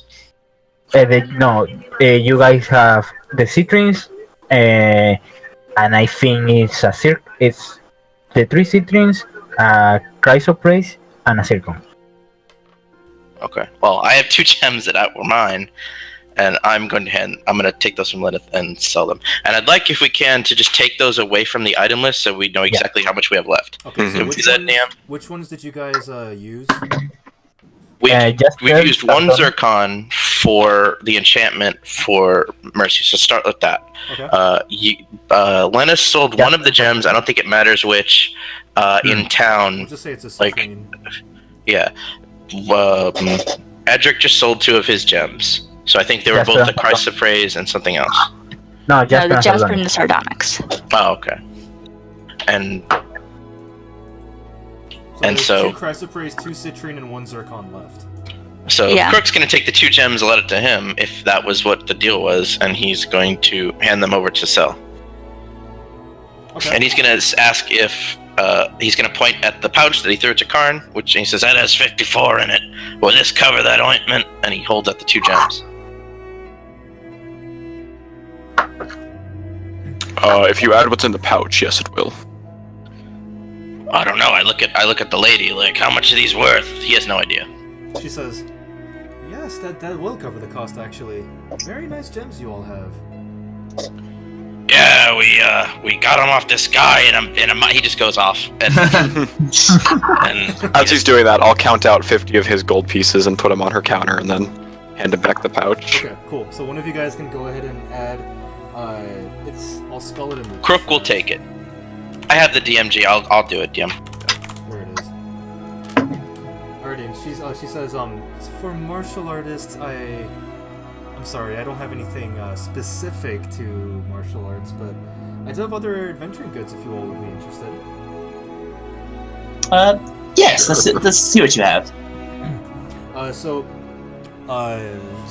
She basically has each of the artisans kits, and she has 10 units of rations available. She has 3 tents and 2 explorers packs. Okay. Does she have a personer's kit? Artisan's tools, so she doesn't have artisan's tools. No, has it? I'll trade my gem for a healing pot then. Okay. Let's get hold on to This her is stuff 5 now. doses of ointment, right? Yeah, 5 doses. Alright, Crook's gonna hold it. So do I sub one of these gems? Yeah. Yeah, you can matter take which one. You can take away the 2 gems that I just gave away, DM, or I just sold. Okay. So we'll just take off. And the one that I sold as well. Okay, so you have a citrine and a zircon left. Oh, how much are woodcarver's tools, by the way? Let me look that up. Woodcarver's tools are 1 gold piece. I will take one. Alrighty. I guess I'll just add. Yeah, can I just add a zircon to my inventory? So I'm just gonna hold on to my stuff for now. Yeah, sure. Okay. Let's see. I think I wanted something. I don't know. One was it? Now forget about it.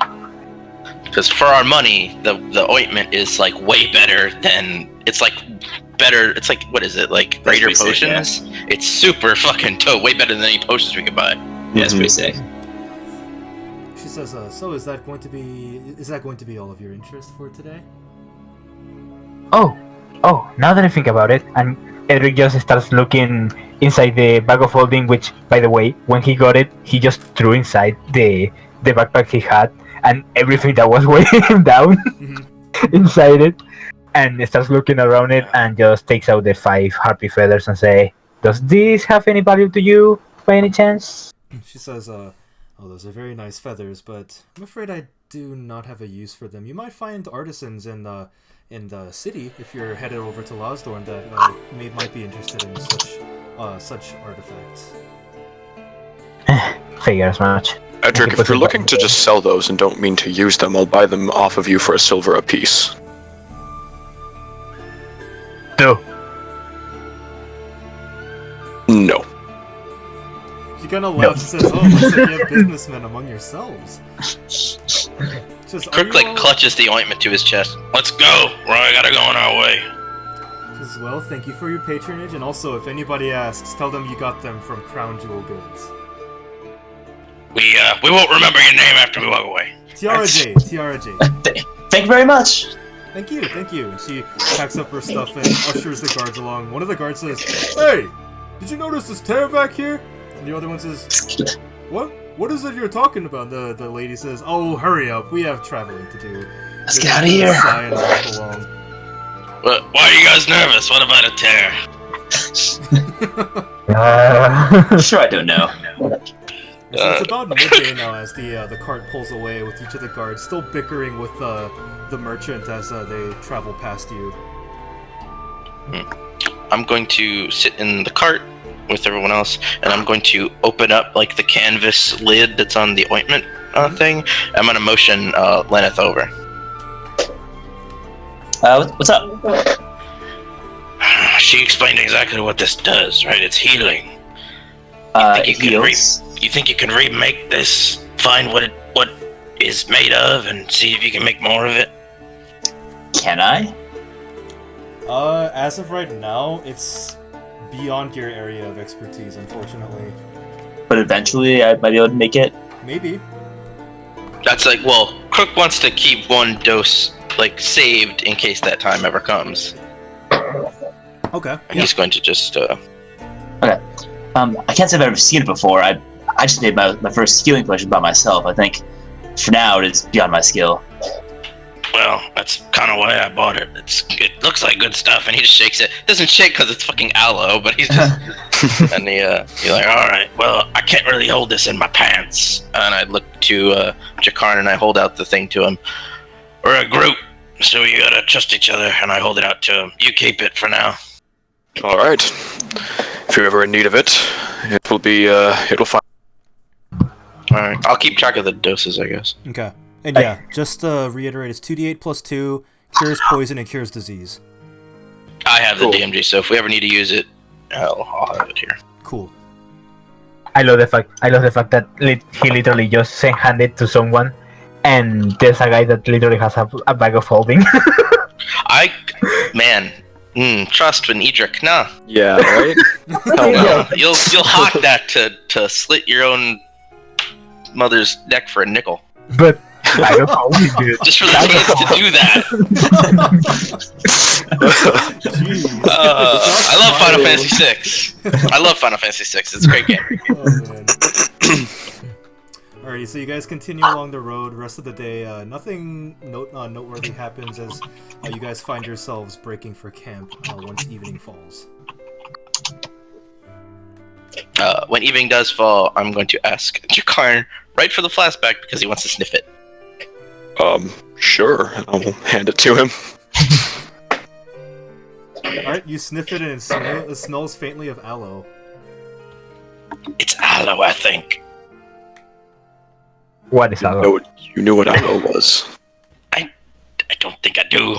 It smells like something that you think is called aloe, but you don't know what it is. The druids of the Bloodstorm work with this stuff, sort of thing. We don't get no fancy schmancy potions, so we gotta have this sort of stuff. I also didn't know you had druids. Yeah, well, so you'd think we live in fucking mountains. Mm-mm. Fucking weirdo Westerners. As Crook is sniffing his bottle, I'm gonna go around and look for sticks. Okay. Make a survival check. Alright.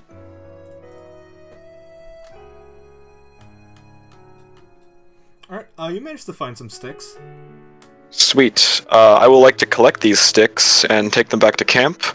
And if you would allow me, I'm going to use the harpy feathers and these sticks and my woodcarver's tools to try and fashion some new arrows. Okay. Do you have any like flint or metal points to make, or are you just gonna sharpen the edges of the arrows? Guess I forgot the most important part of the arrow. So no, I'm not gonna do that. Okay. I'm just going to collect these sticks and save them for a day when I do have sharp metal. Okay, so you can go ahead and add a dozen sticks to your inventory. Sweet. Jakarn looks forlornly at these sticks in front of him. He sits down all excited and realizes he's a dumbass and just puts them sadly in his backpack. Alright, is there anything else you guys wanted to do before the evening's rest? Cook's gonna take first watch, and he's gonna look at his new ointment box. Sweet. Can you read? Oh, there's literally just a symbol that makes up the seal on it. I'll take a nice loan to take second watch. I'll take third. And Mercy will take fourth. Alrighty. I'll take 4 with Mercy too. Alright, first watch. Are there any disadvantages to sleeping in armor if it's light armor? Yeah. I guess That's why. I don't know what the hard and fast like vanilla rules are. In But DMG, it's a variant rule. Hmm. I actually let me look that up. While he makes his perception check, nothing eventful happens and your watch passes by. Second watch. Okay. Is that me? Yep. Okay. 10. Nothing happens. Third watch. Crook. 21. Nothing happens. Last watch. Alright. Let's see. Nope. That's performance. Oh, that is performance. You dance a bit. She's singing a song instead of watching. Still fantastic. Yeah. Well, as Mercy is kind of dozing off, Edric keeps a vigilant watch and nothing happens. And I'll look this up later for the sleeping in armor thing, but yeah, I'm not sure what the issue is with that. Like, what the interaction is. It probably is like instead of a long rest, you get like a short rest because you're not getting comfortable to sleep. Well, I don't know. The idea that I had is just like making a constitution check to see how well you sleep. But I don't know. I wanna go by the actual rules on that because I have no idea. So for now, Alright, well. Are there actual rules on that? I don't know. Oh, I guess I'll it's look it kind up of as a we're thing. continuing on. That's fine. Yeah. I'll assume I'm not sleeping in armor until we know for sure. That's just easier. Okay. Yeah, basically. Alright, so you guys awaken the next day. Clear skies, beautiful weather as you guys awaken in the plains of Lumisia. Alright, That's we're beautiful. heading. I put my ointment on my person somewhere, and I take hold of my great axe and I head out. I'll stay ahead of the group. Alright, you guys continue on. I'll take perception checks from everybody. Alright. Okay. I'm super thinking about my ointment. Alright. 20. I'm looking at this guy. 15. I'm thinking about Crook's ointment. Damn it, So you guys He gave it to me and then immediately took it back. It's almost like he was indecisive about taking it. some of you guys are a bit more distracted than others, but the road ahead looks clear. You guys don't run into anybody and find yourselves at evening once again. Do we see this giant citadel city in the distance at all? Probably. Actually, at this point, you guys do see vague, what looks like vague spires off in the distance, just at the edge of the horizon. And sorry, I was distracted looking stuff up in the table of contents. Anyway, yeah, you guys see the spires off in the distance, right at the horizon, and you do see just very, very faintly at the edge, what appears to be water reflecting the the sunset as you guys are finding yourselves to rest in the plains. So you guys, we're so close. you guys do seem to be drawing near to your destination. Cook looks. As we're eating dinner, Cook's doesn't really take his eyes off the spires in the distance. He sort of eats sort of absent-mindedly. Well, the first thing we do when we get there, getting a drink of the strongest ale. I can't wait. Can I attempt to forage for food? Sure. Make a survival check. There is going to be a problem when we enter. I just can't say. I can say it. Whatever. We're trying to be so negative. I'm sure we'll get in just fine. Be so sure. I know that city. I know how it goes, and also the fact that there's no patrols. I haven't seen a patrol in days, and that's not even normal. Probably the city is on lockdown. point. That's the only reason I can think about there not being patrols. Maybe they're prospering. roads. Maybe they're doing quite well now. They need No. This is me. This would. Better. Why would it be on lockdown? The storm is long gone. Well, when you're dealing with arcane magic, I think the Bloodstorm, as scary as it may be, I think blood magic or arcane magic is worse. You haven't seen him. You haven't magic seen is the pretty shitty. Victor speaks up and he says, "What do you know of the city, Edric?"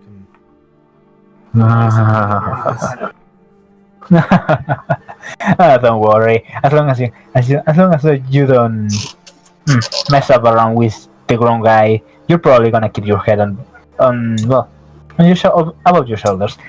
I don't know about your fingers though. Keep a good look about your fingers. They tend to go away. He says, "Right, I probably should have thought who I was asking. I'm off to bed. See you guys tomorrow." Are there any friendly people there, Edric?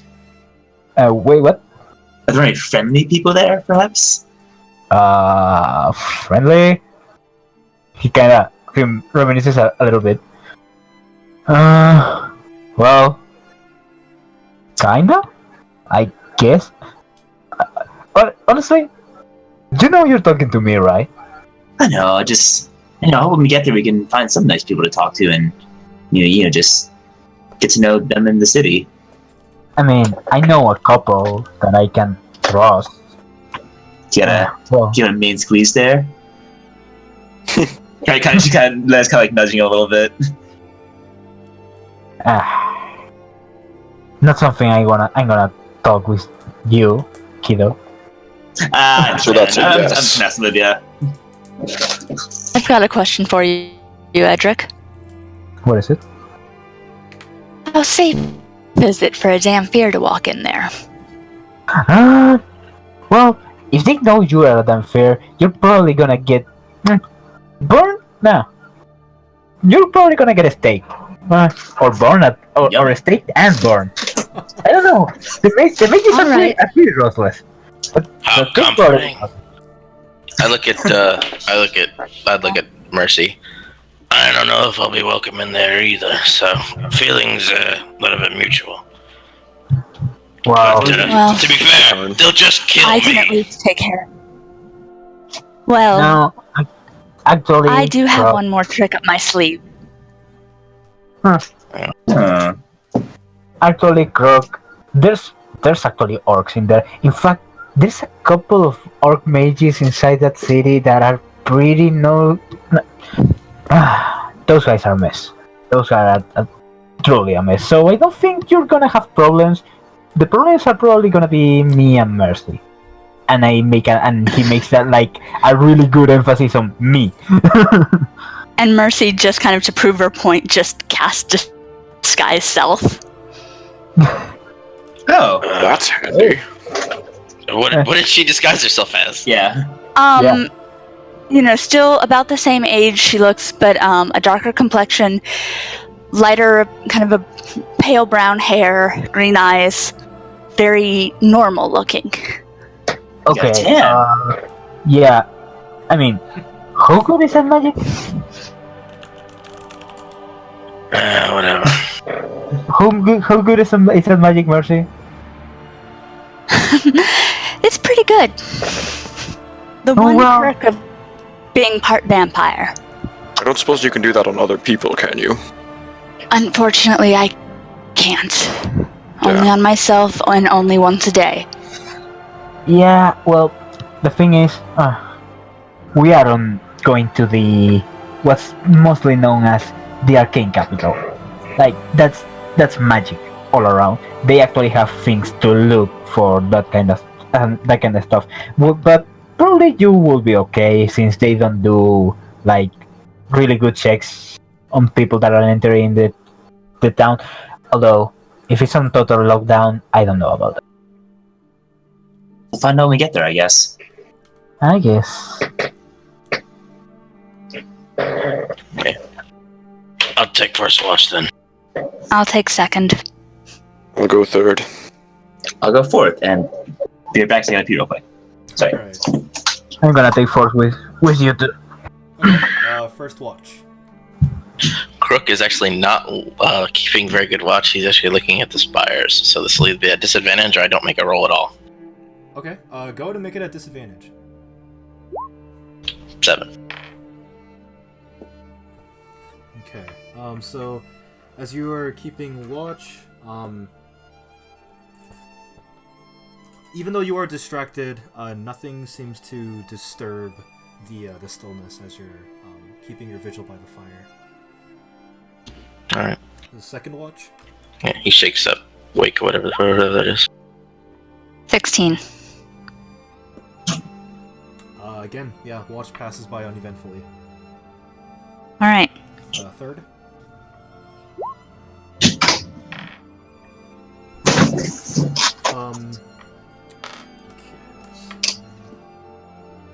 Okay, so That's Drakarn, never good. Drakarn, as you're taking your watch, it seems to be peaceful and seems to be still, and then up in the sky you see movement. Seems to be some creature flying through the sky. Flying which direction? It seems to be flying eastward. Kind of. Can I tell how large it is? Pretty far away from you. You don't have dark vision, so it doesn't appear to be extremely large. It doesn't seem to be coming near you guys either. It just seems to be kind of flying by very high up. And I'm guessing I wouldn't be able to make out what it is in the dark. No, not without some kind of a light source that would project far enough. Okay. Then when I go to wake Lenneth, I'll just say, I saw something up in the air. I couldn't tell what it is, but maybe keep an eye out in the sky, just in case. Okay, I'll do that. Alright, fourth watch, go ahead and make your perception checks. While we're doing watch, I wanna talk with Lannis a little bit. Okay. Okay. At 12. You want? Okay, well, Eric he's sitting in front of the fire and he says, you know what? It's been long since I've actually talked to someone about something.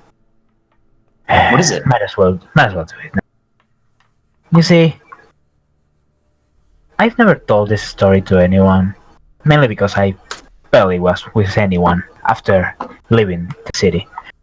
But someone's helped me escape. And that someone... And he kinda stops a little bit, like, he's doubting if he should tell you this, but... He then continues and just looks a little bit dejected. Says, that someone is someone special, like you were thinking for. Just keep an eye out for a girl about your height, and with shoulder length, blonde hair, and green eyes. If you see someone like that, just let me know. Of course, I'll do that. I mean, not to pry, but are you on good enough terms with this person where she'll want to see you? That's something I have to figure out for myself. Don't worry. If we find her, I'll let you know subtly. I won't, put you out there on the spot. I'll keep an eye out for. Was it your brother? Yes, my brother. Looks very similar to me, but much taller. Yes, that would be very helpful. Thank you. Well, that was it. I'm sure she'll be happy to see you. You're so naive. You need to learn more about this world. You're not as bad as you think, Edric. Can I give like a playful shove on the side? He just does. As you guys are conversing, Edric, you hear what sounds like horses braying. You look over and you see several shapes darting down from the sky towards the ground. As I see that, I literally just jerk up and shout really loudly, "Attack!" See, you don't jerk up, you jerkify up. Or you just stand up. How about that? Instead of inviting my ire. Why we gotta jerk things? No, You guys are all awakened by the sounds of Edric shouting. As he bolts upright, he looks over. Go ahead and make a perception check.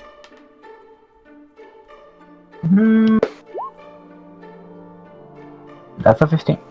So, not too far away from you guys, maybe about 100 feet, you can make out, there's 4 shapes now, they're flying towards the ground, and, they all appear to be landing, just kind of milling about, not really moving, or moving very quickly, or, yeah, they just seem to be kind of stationary on the ground after they swooped down. The rest of you guys are awake now. What are those things? Yeah, do I know of something that... Oh, I didn't hear any of that stuff, so never mind. No, you're just now waking up. Kelly Clarkson, what's happening? Look over there. And he points to the figures. Is it close enough to see with my dark vision? Yeah, and as you guys wake up, with all the noise that's been happening, you see the shapes fly away. It's within your range of sight, though. Go ahead and make a perception check.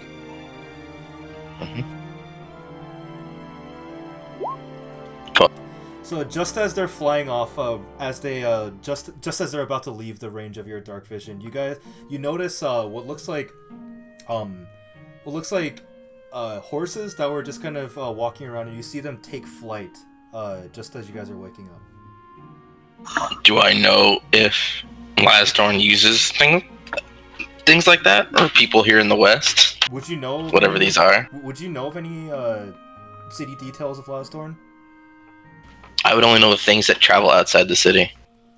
Well, so I'll say, like, as you look over at these creatures, they don't seem to be bearing anything. They're not wearing anything. They're not bearing any identifying marks. They just have what looks like just pure white bodies as they're flying off and taking off into the sky. Do I recognize those as whatever they are? Drakarn would actually recognize them. You know these to be Pegasi that are taking off. Oh. What do I know about Pegasi, DM? Well, you know that they're not very hostile. You know that they're very skittish, and when startled, they'll just take off at any sign of danger or warning. They're very fearful, very skittish creatures that typically take to themselves. You do know that they can be tamed if they are raised from very young ages with the owner who's well versed in the ways of caring for animals. Are they common in these parts? You know that they're much more common in the more mountainous regions. It is kind of strange that these Pegasi are so far from their natural habitat. Does he relay this information to us? Yes, he does. Okay, what do I know about this? Because I feel Lasdorn. You don't know of any Pegasi that are regular Good. or normal inhabitants of the city. And at this point, they've taken off into the sky now. Never would have expected to see Pegasi this far south. Pegasi? Pretty. Fucking weird flying horses. I'm going back to sleep. So majestic, though. They are So quite majestic in the dark. You can't even see them. But, Oh, trust me, they're majestic. I know they are, right? Yeah. I'll take your word for it. Can you imagine having one? That'd be amazing. What would I name it? Oh, think about that. Orcs are better mounts than them. You know, name it Kruk and just hit it all the time, make it taking places. That'd be awesome. You know, I can kill all of you at any time. I'm just joshing with you. I punch him right in the fucking shoulder and I go to sleep. Ow! Someone's sensitive. I'm gonna kill that human! Just kidding, damn. Okay, better than kill the damn fear. I don't know about that. So At least that- to watch as you guys finish up your rest. But you're always volunteers to watch. He doesn't notice anything when you guys wake up the next morning, refreshed from the long rest. Alright, Alright. Alright, so As, you guys continue onward? As we head out, Crook is actually behind the cart, walking at least 20 feet. He's not ahead. Okay. I'll take point. I'll take point as well, Jakarn. Alright. As you guys travel, I'll take perception checks from you guys again. Yeah, Mercy's gonna be kind of hanging back because not so sure about this city thing. 21. I can see super far. 8. I'm watching my feet. 21. So the rest of you guys are a bit distracted from the encounter last night, just with the flying horses and their Pegasus. splendor and their majesty. Although you couldn't actually see them, but you imagine what they look like, and they're very beautiful. You guys continue onward, and Does Crook see anything? Crook, you notice it's very far off in the distance, but you see lots of shapes moving around. What looks like a larger hulking creature kind of moving about very quickly. Where? In what direction? Straight ahead? Where? It's off to the road, about maybe a couple hundred feet off, a bit more northward. I'm keeping an eye on it, and now I'm walking ahead of the cart. I pick up my pace to walk ahead of the cart. Who's sitting on the cart? Besides Colin. As soon as we start getting closer to the city, Jakarn is actually gonna fall back and get inside the cart. Okay. So I guess it's I'm gonna Victor and Jakarn. Mercy, is there everyone? Ajax, everybody's walking. Yeah, I am walking Yeah. with my feet on. All right, I look at Jakarn and I point. I tap Jakarn on the shoulder as he's still falling back. I tap him on the shoulder and I point towards the shape that I see. Okay. Can I identify it? Or is it too far away? It's a bit too far away at this point. It's a Quaggoth. So you guys continue. You guys continue along the road. About 100 feet away now. You guys can Crook, as you're keeping your vigil. You look out and you do see what seems to be a very, very large humanoid hulking over what seems to be some kind of a structure, and several other people just running away from it. Seems to be pandemonium and chaos. And I can't tell any details about this humanoid. It's very large. It's very fat. It has a giant just slab of wood in his hand as it's kind of like hunched over. Appears to be preoccupied with something. Do the shapes running away appear to be scared? They're running away. It's a bit too far away from where you guys are, but they are something we might want to intervene with. But everyone can see this, not just Crook. Right. Okay, sure. I looked at everyone else. I'm sure you point this out to everybody. I only pointed out to Jakarn. Oh, okay. Well, then nobody else would have noticed these details unless if you pointed out to them. Crook leaves it to Jakarn to make that call. That seems like something we want to intervene with, and I will kind of call it out to everyone and try and push the cart a bit faster, or tell Colin to, rather. Yeah, whenever he says that, Edric just starts running over there and keeping himself as stealthy as he can be. Like, he doesn't want to be seen. He can make it. So I'm just sprinting ahead of the party. Okay. Let me go ahead and get the map set up here. It's a blank map. You guys can talk amongst yourselves as I do so. Ben. So anyway, is anyone else running ahead? Mercy's getting her hand. Giving a hand? What did you say? Mercy, what did you say you're doing with your hand? Getting the axe ready. Oh, finally. Yeah. Yes. She's getting the axe out and just, she is approaching, not running, but approaching with the others, just like, okay. Yeah, let us rush up with We're gonna do this. Let's do this. Well, Crook hasn't rushed up. He's actually behind everybody else. He's looking to Jakarn and wondering what we're doing. Jakarn will let's get closer and quickly. And Jakarn's gonna start to move quickly forward. Not like dead sprint, but definitely picking up the pace. Crook's gonna keep pace. Dead sprint. Crook's gonna look back at Colin, stay to the side, wait for us, and he's going to keep pace with Jakarn. Okay. Okay, He's only a couple of steps behind them. I'm almost done getting set up here. Just give me a sec. Crook looks a little bit reluctant to fight, which is rare. Okay, alright, we're basically good to go now. Alright, so are you guys walking up, to see the situation? As we're hurrying forward, I'm going to turn to Crook and say, would you like me to hold your bottle so that it doesn't get broken? Well, I think, yeah, I toss it to him. Alright, then I'll stick it in the pack. Okay.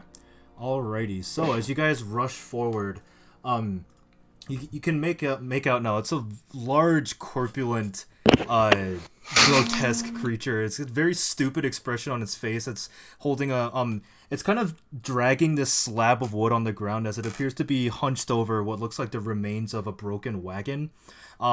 Several people screaming, running away from the scene as you guys approach. And I will take you guys over to the map. So, as you guys rush up, it doesn't seem to notice you, as you guys are, running up to this scene. You're just way far ahead of us. Yeah, Okay, go ahead and place yourselves. I just clumped you guys up. I'm like over here. I'm in pace with... Well, I guess if Mercy's behind us, I'm with Jakarn and Jakarn's with me. There, yeah. Yeah. Okay. So basically, as soon as I see what the thing is, I just take out the poison file that I have, and I apply it to my short sword. Okay. Did Colin follow us? He did, yeah. He parked off the cart and followed along. Ed Colin. As I Colin. call him Colin just As because Colin. Victor's... Do I know what this thing is, or do any of us... Oh no, I said recognize bad it? Colin. No. Before you guys do anything else, go ahead and make a stealth check, everybody. Why? Hey, What? not too 17. bad. Oh, you're at a disadvantage. I'm sorry in advance. 3! Oh no! It's a 3 with your heavy armor. Oh my god! And we're in direct sunlight. Oh boy. You are Oh shit, you're Yeah. right. Okay, so you guys, Yeah. you guys make your approach. Edric, you apply the poison to your short sword, and as you guys do approach, Mercy's trying to be as quiet as you can, but just the clank, clank, clank, Clank, clank, Clank, clank. Classic Pike. He has a very stupid groan as he looks back and kind of squints at all of you guys. I need everybody to roll initiative. Can we tell what this is? Do I know what this is as somebody who has hung out with big giant shit all my life? I'll allow you guys to make an intelligence check. Man. Oh my god. 4. I seem to always roll single digits in initiative. I just don't know why I wouldn't know what this is. 16 for intelligence. 7. Oh, this is my intelligence. Jakarn, you know this to be a hill giant. Okay, and I know don't that have it hill is giants in my own hostile clan. and should be killed immediately. Too bad. You know that they Giants are in my very selfish, very hunger-driven individuals that don't really care about anything else other than satiating their own hunger. Alright. I rolled a 2 on my initiative. Nice. Lenneth, are you on the stack? Yeah, I have 7. Sorry. Oh, okay, sweet. Let me just do this so I modify it. Jesus. No, it's a 6. Sorry, I just had to modify it. I wasn't on the turn order. Oh, okay. Alrighty, Mercy, you're up first. She may be loud, but she's quick. Yeah. I will. Here. That's probably not close enough to strike it with my battle axe, is it? Just out of reach, unfortunately. Damn it. Alright,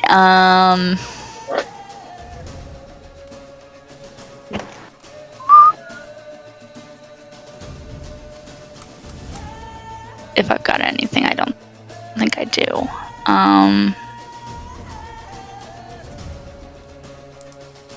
am going to... I'm actually going to use my channel divinity Okay. as my action, Okay. which means that for 1 minute I add my charisma modifier to attack rolls made with it. And it glows with the light, right? Sacred weapon doesn't say it, but it might. Yeah. Okay, awesome, sweet. So your battle axe lights up with that whitish black outlined glow. Sick. That way, to at least kind of try and modify the disadvantage. For sure, yeah. Alrighty, Jakarn, you're up. Oh wow, we all rolled bad. Yeah. Oh, we rolled like dog shit. All right, so I will cast Hunter's Mark on this large gentleman, Alright, it is now Hunter's Mark. and I'm going to shoot it. Need 13. That just hits. Roll damage. Oh wow, all right. 11 plus 6. Alrighty, so it 17. cries out as this. It looks just like a tiny pinprick just goes right into its shoulder as it growls back at you. Anything else? Nope, that does it. Alrighty, Lenneth, you're up. Alright, I'm gonna rush up and just kind of shout to Mercy. It's like, I'll let you take point this time. I'm gonna shoot a Radiant Sunbolt at it. Alrighty, 23. that hits. 7. Sick. Alright, your bolt strikes at it, kind of jiggles the skin of this creature as it impacts its body. Cool. That was a key point and a bonus action to shoot 2 more. Alrighty. Pew, pew. Hit and a miss. Alright. Alrighty, its skin jiggles a second time as you strike through with your bolt. Jiggly anything skin else? there. Gross. That's it. Alright, Victor is going to dart off to the side, and he is going to launch off a chromatic orb. And he, lo and behold, misses. So it just... Victor, get your shit together, man. I know, right? This is why we told you to It stay just with the strikes cart. wide and Yeah. dissolves some of the grass next to it. It just kind You're of pretty looks phased, at it nothing more. stupidly, just... and it looks back at the rest of you guys. Edric, you're up. Awesome. Yes, I have advantage. Let's see. It's 15 there. Okay, good. So I move over here, and I literally just attack the guy on the back with my short sword that is poisoned now. Go for it. And I have advantage because he hasn't taken a turn yet. So Okay. that's Nice. That hits. Nice. And he makes a con save, correct? yes. What's He the makes DC? 11. He fails. Oh my god. With plus So 4 to con? He fails, This is yeah. basically that. Holy shit. That's it. Double crits? It crits the poison damage too. Oh, Yeah, it Yes. does. So, Nice. Oh my Holy god. shit. Which of that do you use? Both. All of it, right? Oh Yeah. my it's a god! crit, yeah. So, Yeah. with Wait, this- why did it Sick. roll 66? The poison. The poison. Well, it's 2d6 for the poison, isn't it? Because it's a crit, it's 3d6, it's a crit, so it's 6d6. Yeah. Oh my god. That's awesome. Alrighty, so you And dart poison. forward, and as it's just kind of stupidly leaning back, you manage to get it in a very vital spot, just right under the ribcage, with all of your might, pushing through all the flesh and the blubber of this creature. It just cries out, just as it just kind of like reaches out towards you. You manage to dart out of the way as it kind of swipes at you with like a bunch of its innards and just gross stuff spilling out onto the ground. I'm using my bonus action to disengage, Okay. and I'm moving right beside Lennis. And that's it. Next up is Crook. Wait, when is it this thing's turn? After you. Oh my fuck. Yep. I'm gonna use my entire movement to go. Actually, I'm gonna use my bonus action to go into a frenzied rage. Alrighty, go for it. Move up, all my movement. So go right up to the motherfucker and swing my axe and introduce it to his big giant ass. Go for it. I'm reckless attacking. I mean, it I hits can't call it. It hits regardless. Really? Wow, never mind. There are sack I'm of gonna- hit points, man. Don't let me do that next time. Just 11. Alright, nice. Anything So else? I'm frenzied raging. Used all my movement, used my bonus action. That's everything. Alrighty, so this creature kind of blinks stupidly as it looks down at this wound, as blood gushing out of its side. It raises its great club and it's going to make its first attack at Crook. Okay. That is 15 to hit. That hits just barely. Okay, so you take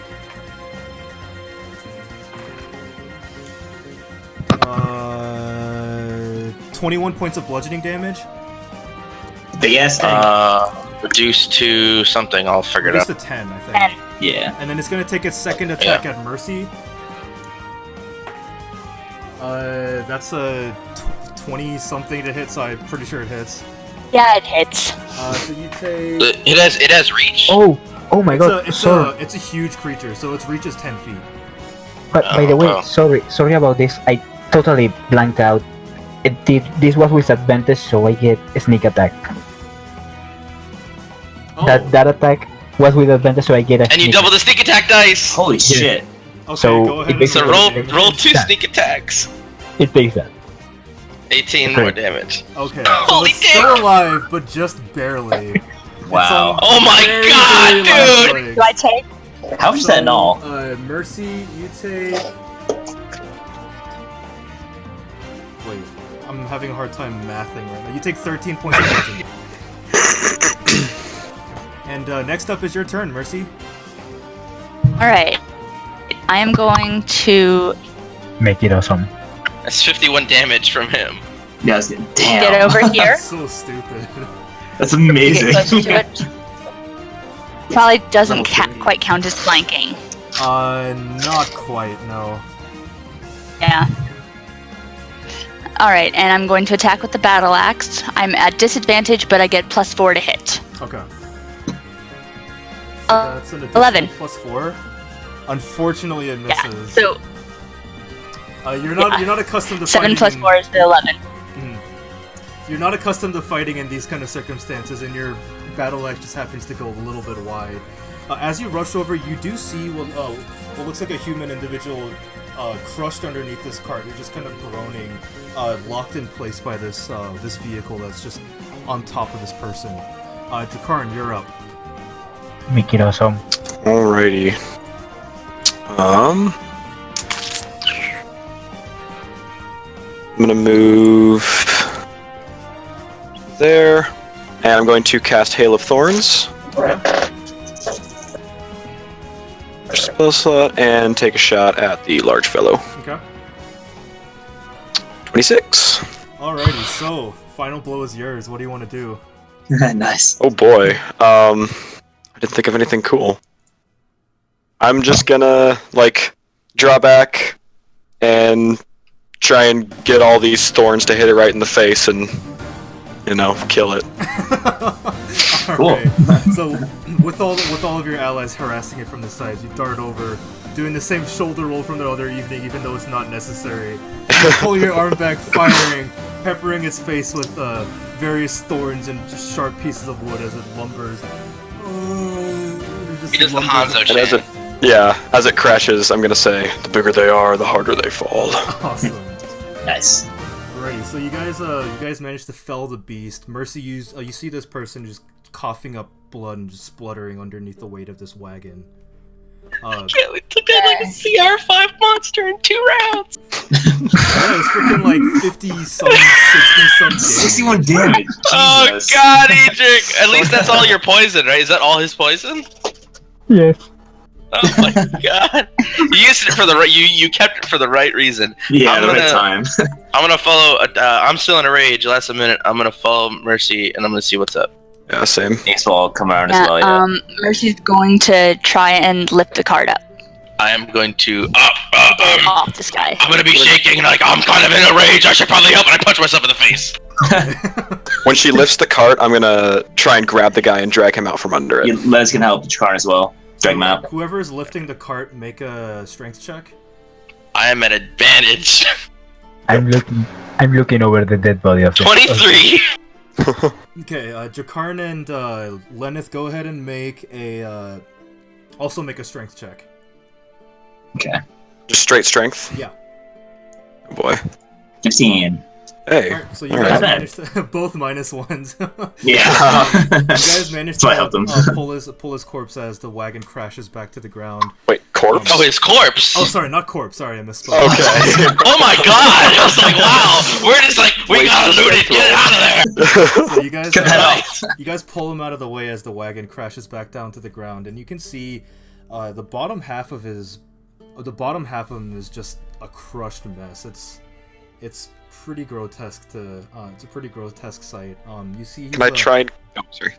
You see, he's an older gentleman, whitish hair, kind of a longish, like maybe down to his jawline, which is all just matted and curled and messed up on top of his head.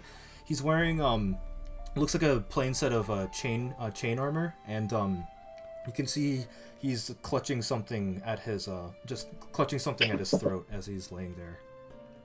Can I cast Cure Wounds to try and stop his bleeding? Sure. Yeah, go for it. My rage ends, and I take a point of exhaustion. 4. So you can see some of the wounds on his upper torso close up, but you get the sense that this man is a little bit beyond your current capabilities of restorative magic. No! Mercy, is there anything you can do?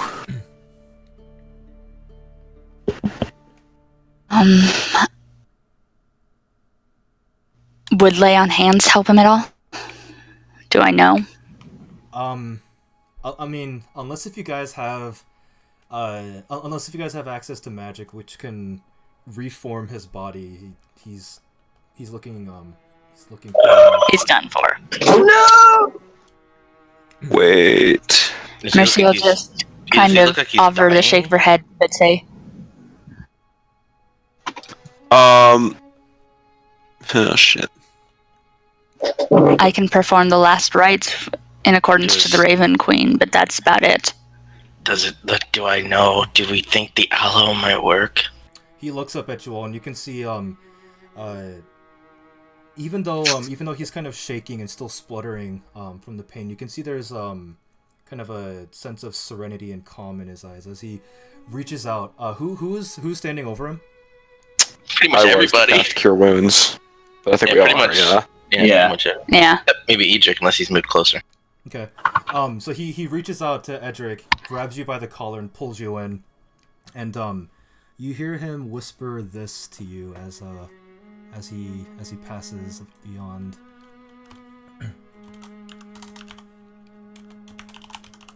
Ooh, secret.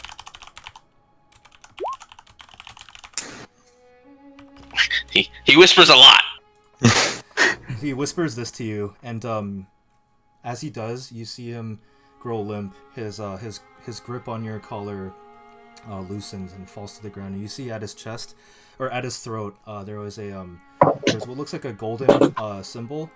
Mercy, you recognize it to be a holy symbol, and on this golden chain, you see the symbol itself it's a circular pendant with 3 wavy lines stacked on top of each other in the center of this pendant. All right. Crook's gonna, if Crook can see it, he's gonna reach out and take it. Edric is freaking out. He literally has his eyes are looking at nothing, and he's holding the thing and just he doesn't know what to do. He's frozen. The hell? Alright. Mercy's just going to look at Crook as he's reaching for the holy symbol, like, no, leave it alone. Crook puts his hand around it. I don't take orders from you. Edric, at the moment he does that, Edric just instinctively grabs a hold of the blade that actually is still poisoned and puts it on Crook's throat, just without saying a single word. Puts it on his throat.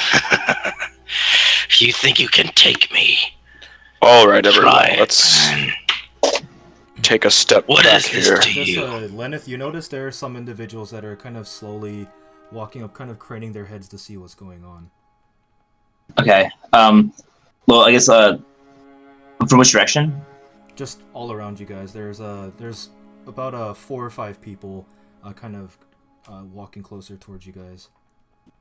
Jakarta will hastily put his hood back up.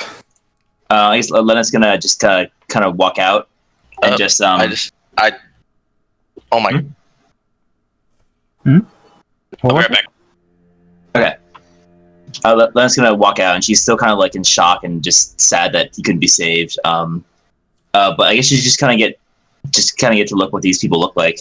They look like just very run-of-the-mill peasants. They kind of look around, very dirty and disheveled in their outward appearance. Many of them clothes torn, as they seem to be kind of hastily fleeing from this situation. They've now returned, and they look curiously, kind of craning their heads to see what's going on. One of them, a younger woman, walks up to you and says, "Is the man all right?"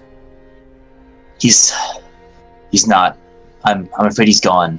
Do you know him? She kind of takes a step back, her hand over her mouth, and she just finds herself unable to speak. Another man walks up to her and puts his arm around her shoulder and he says, "I don't know who he is, but if it wasn't for him, we'd be done for." What happened? Well, we were attacked, and this man was a little ways down the road. He did something to distract this giant, and was trying to fend him off while we were... He told us all to run, but how do we just leave him all behind, and now he's gone? My fingers are still around the symbol. I'm gonna take my other hand and I'm gonna put it on Edric's knife hand, and I'm gonna try to push him away from me. Edric is gonna look at you in the eye, and you literally see this in his eyes. If you make any other move, he's gonna stab you. No, I'm pushing him away. Okay, can Lena see what's happening? Okay, I am actually trying to stab you. Wait, can Lena see what's happening? You can see this happening. Okay, Lena's kind of just at this point, she's just like choking up in tears and just shouts both of them. It's like, both of you, a man has died. He's important to these people. He saved them. Can you stop for one moment? Just for one goddamn moment? I don't back down. At that, Edric just wavers for like a split second. In that second, I push him. Yeah, basically, that's what happens. I shove him and I tear that thing off at neck. Okay. You're not holding this whole I yank it. in your hand. I'm holding it and I walk over him. I push past Edric and I go over to inspect this body here. I'm gripping that fucking thing in my hand and I'm checking this giant for any bloodstorm tattoos because we mark our giants. You look over him, taking some time to do so, looking very thoroughly, and you don't see any such markings on him. Alright. I look down at do I recognize the holy symbol at all? You do not. You could attempt to make a religion check, but as of right now, you've never seen this holy symbol before. I'm gonna shut up so everyone else can do stuff.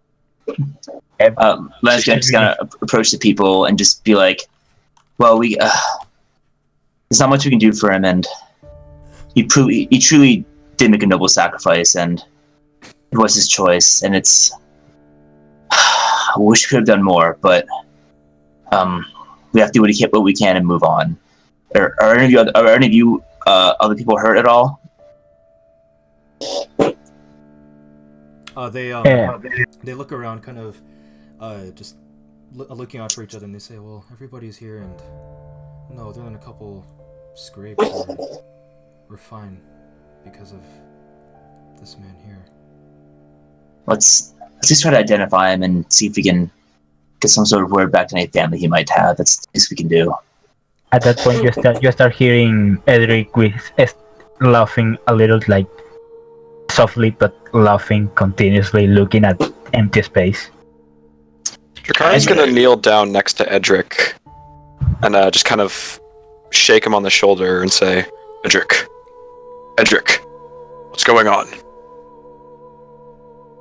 Edric, like that motion actually shakes him a little bit, and he looks over at Drakan, just seeing his eyes that this is something that's actually doing bad shit to his mind. Like he cannot keep up with the situation. Edric, what did he say to you?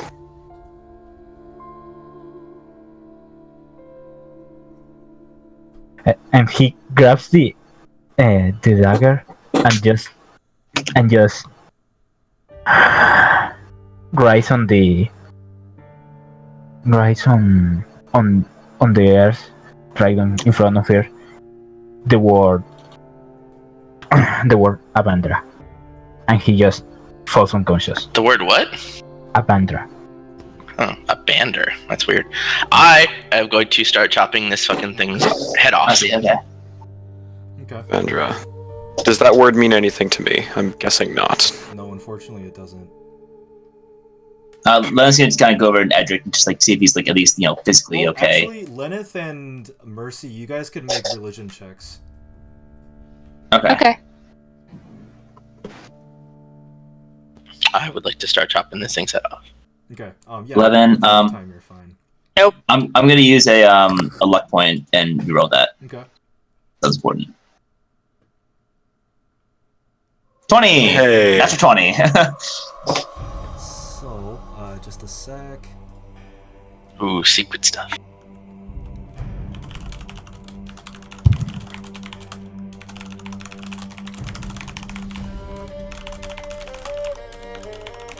Wow, like lightning.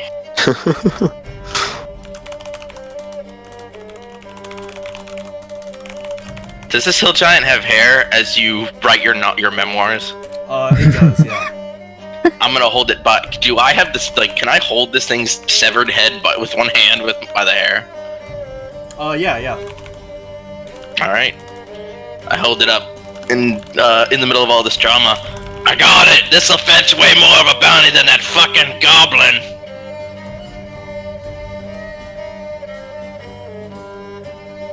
I would punch you in the face if I wasn't unconscious. Yeah, Lennox is purposely ignoring Crook right now. You wouldn't know what. Jakar just kind of passively looks up and says, "That's great, Crook," and goes back to focusing on Edric.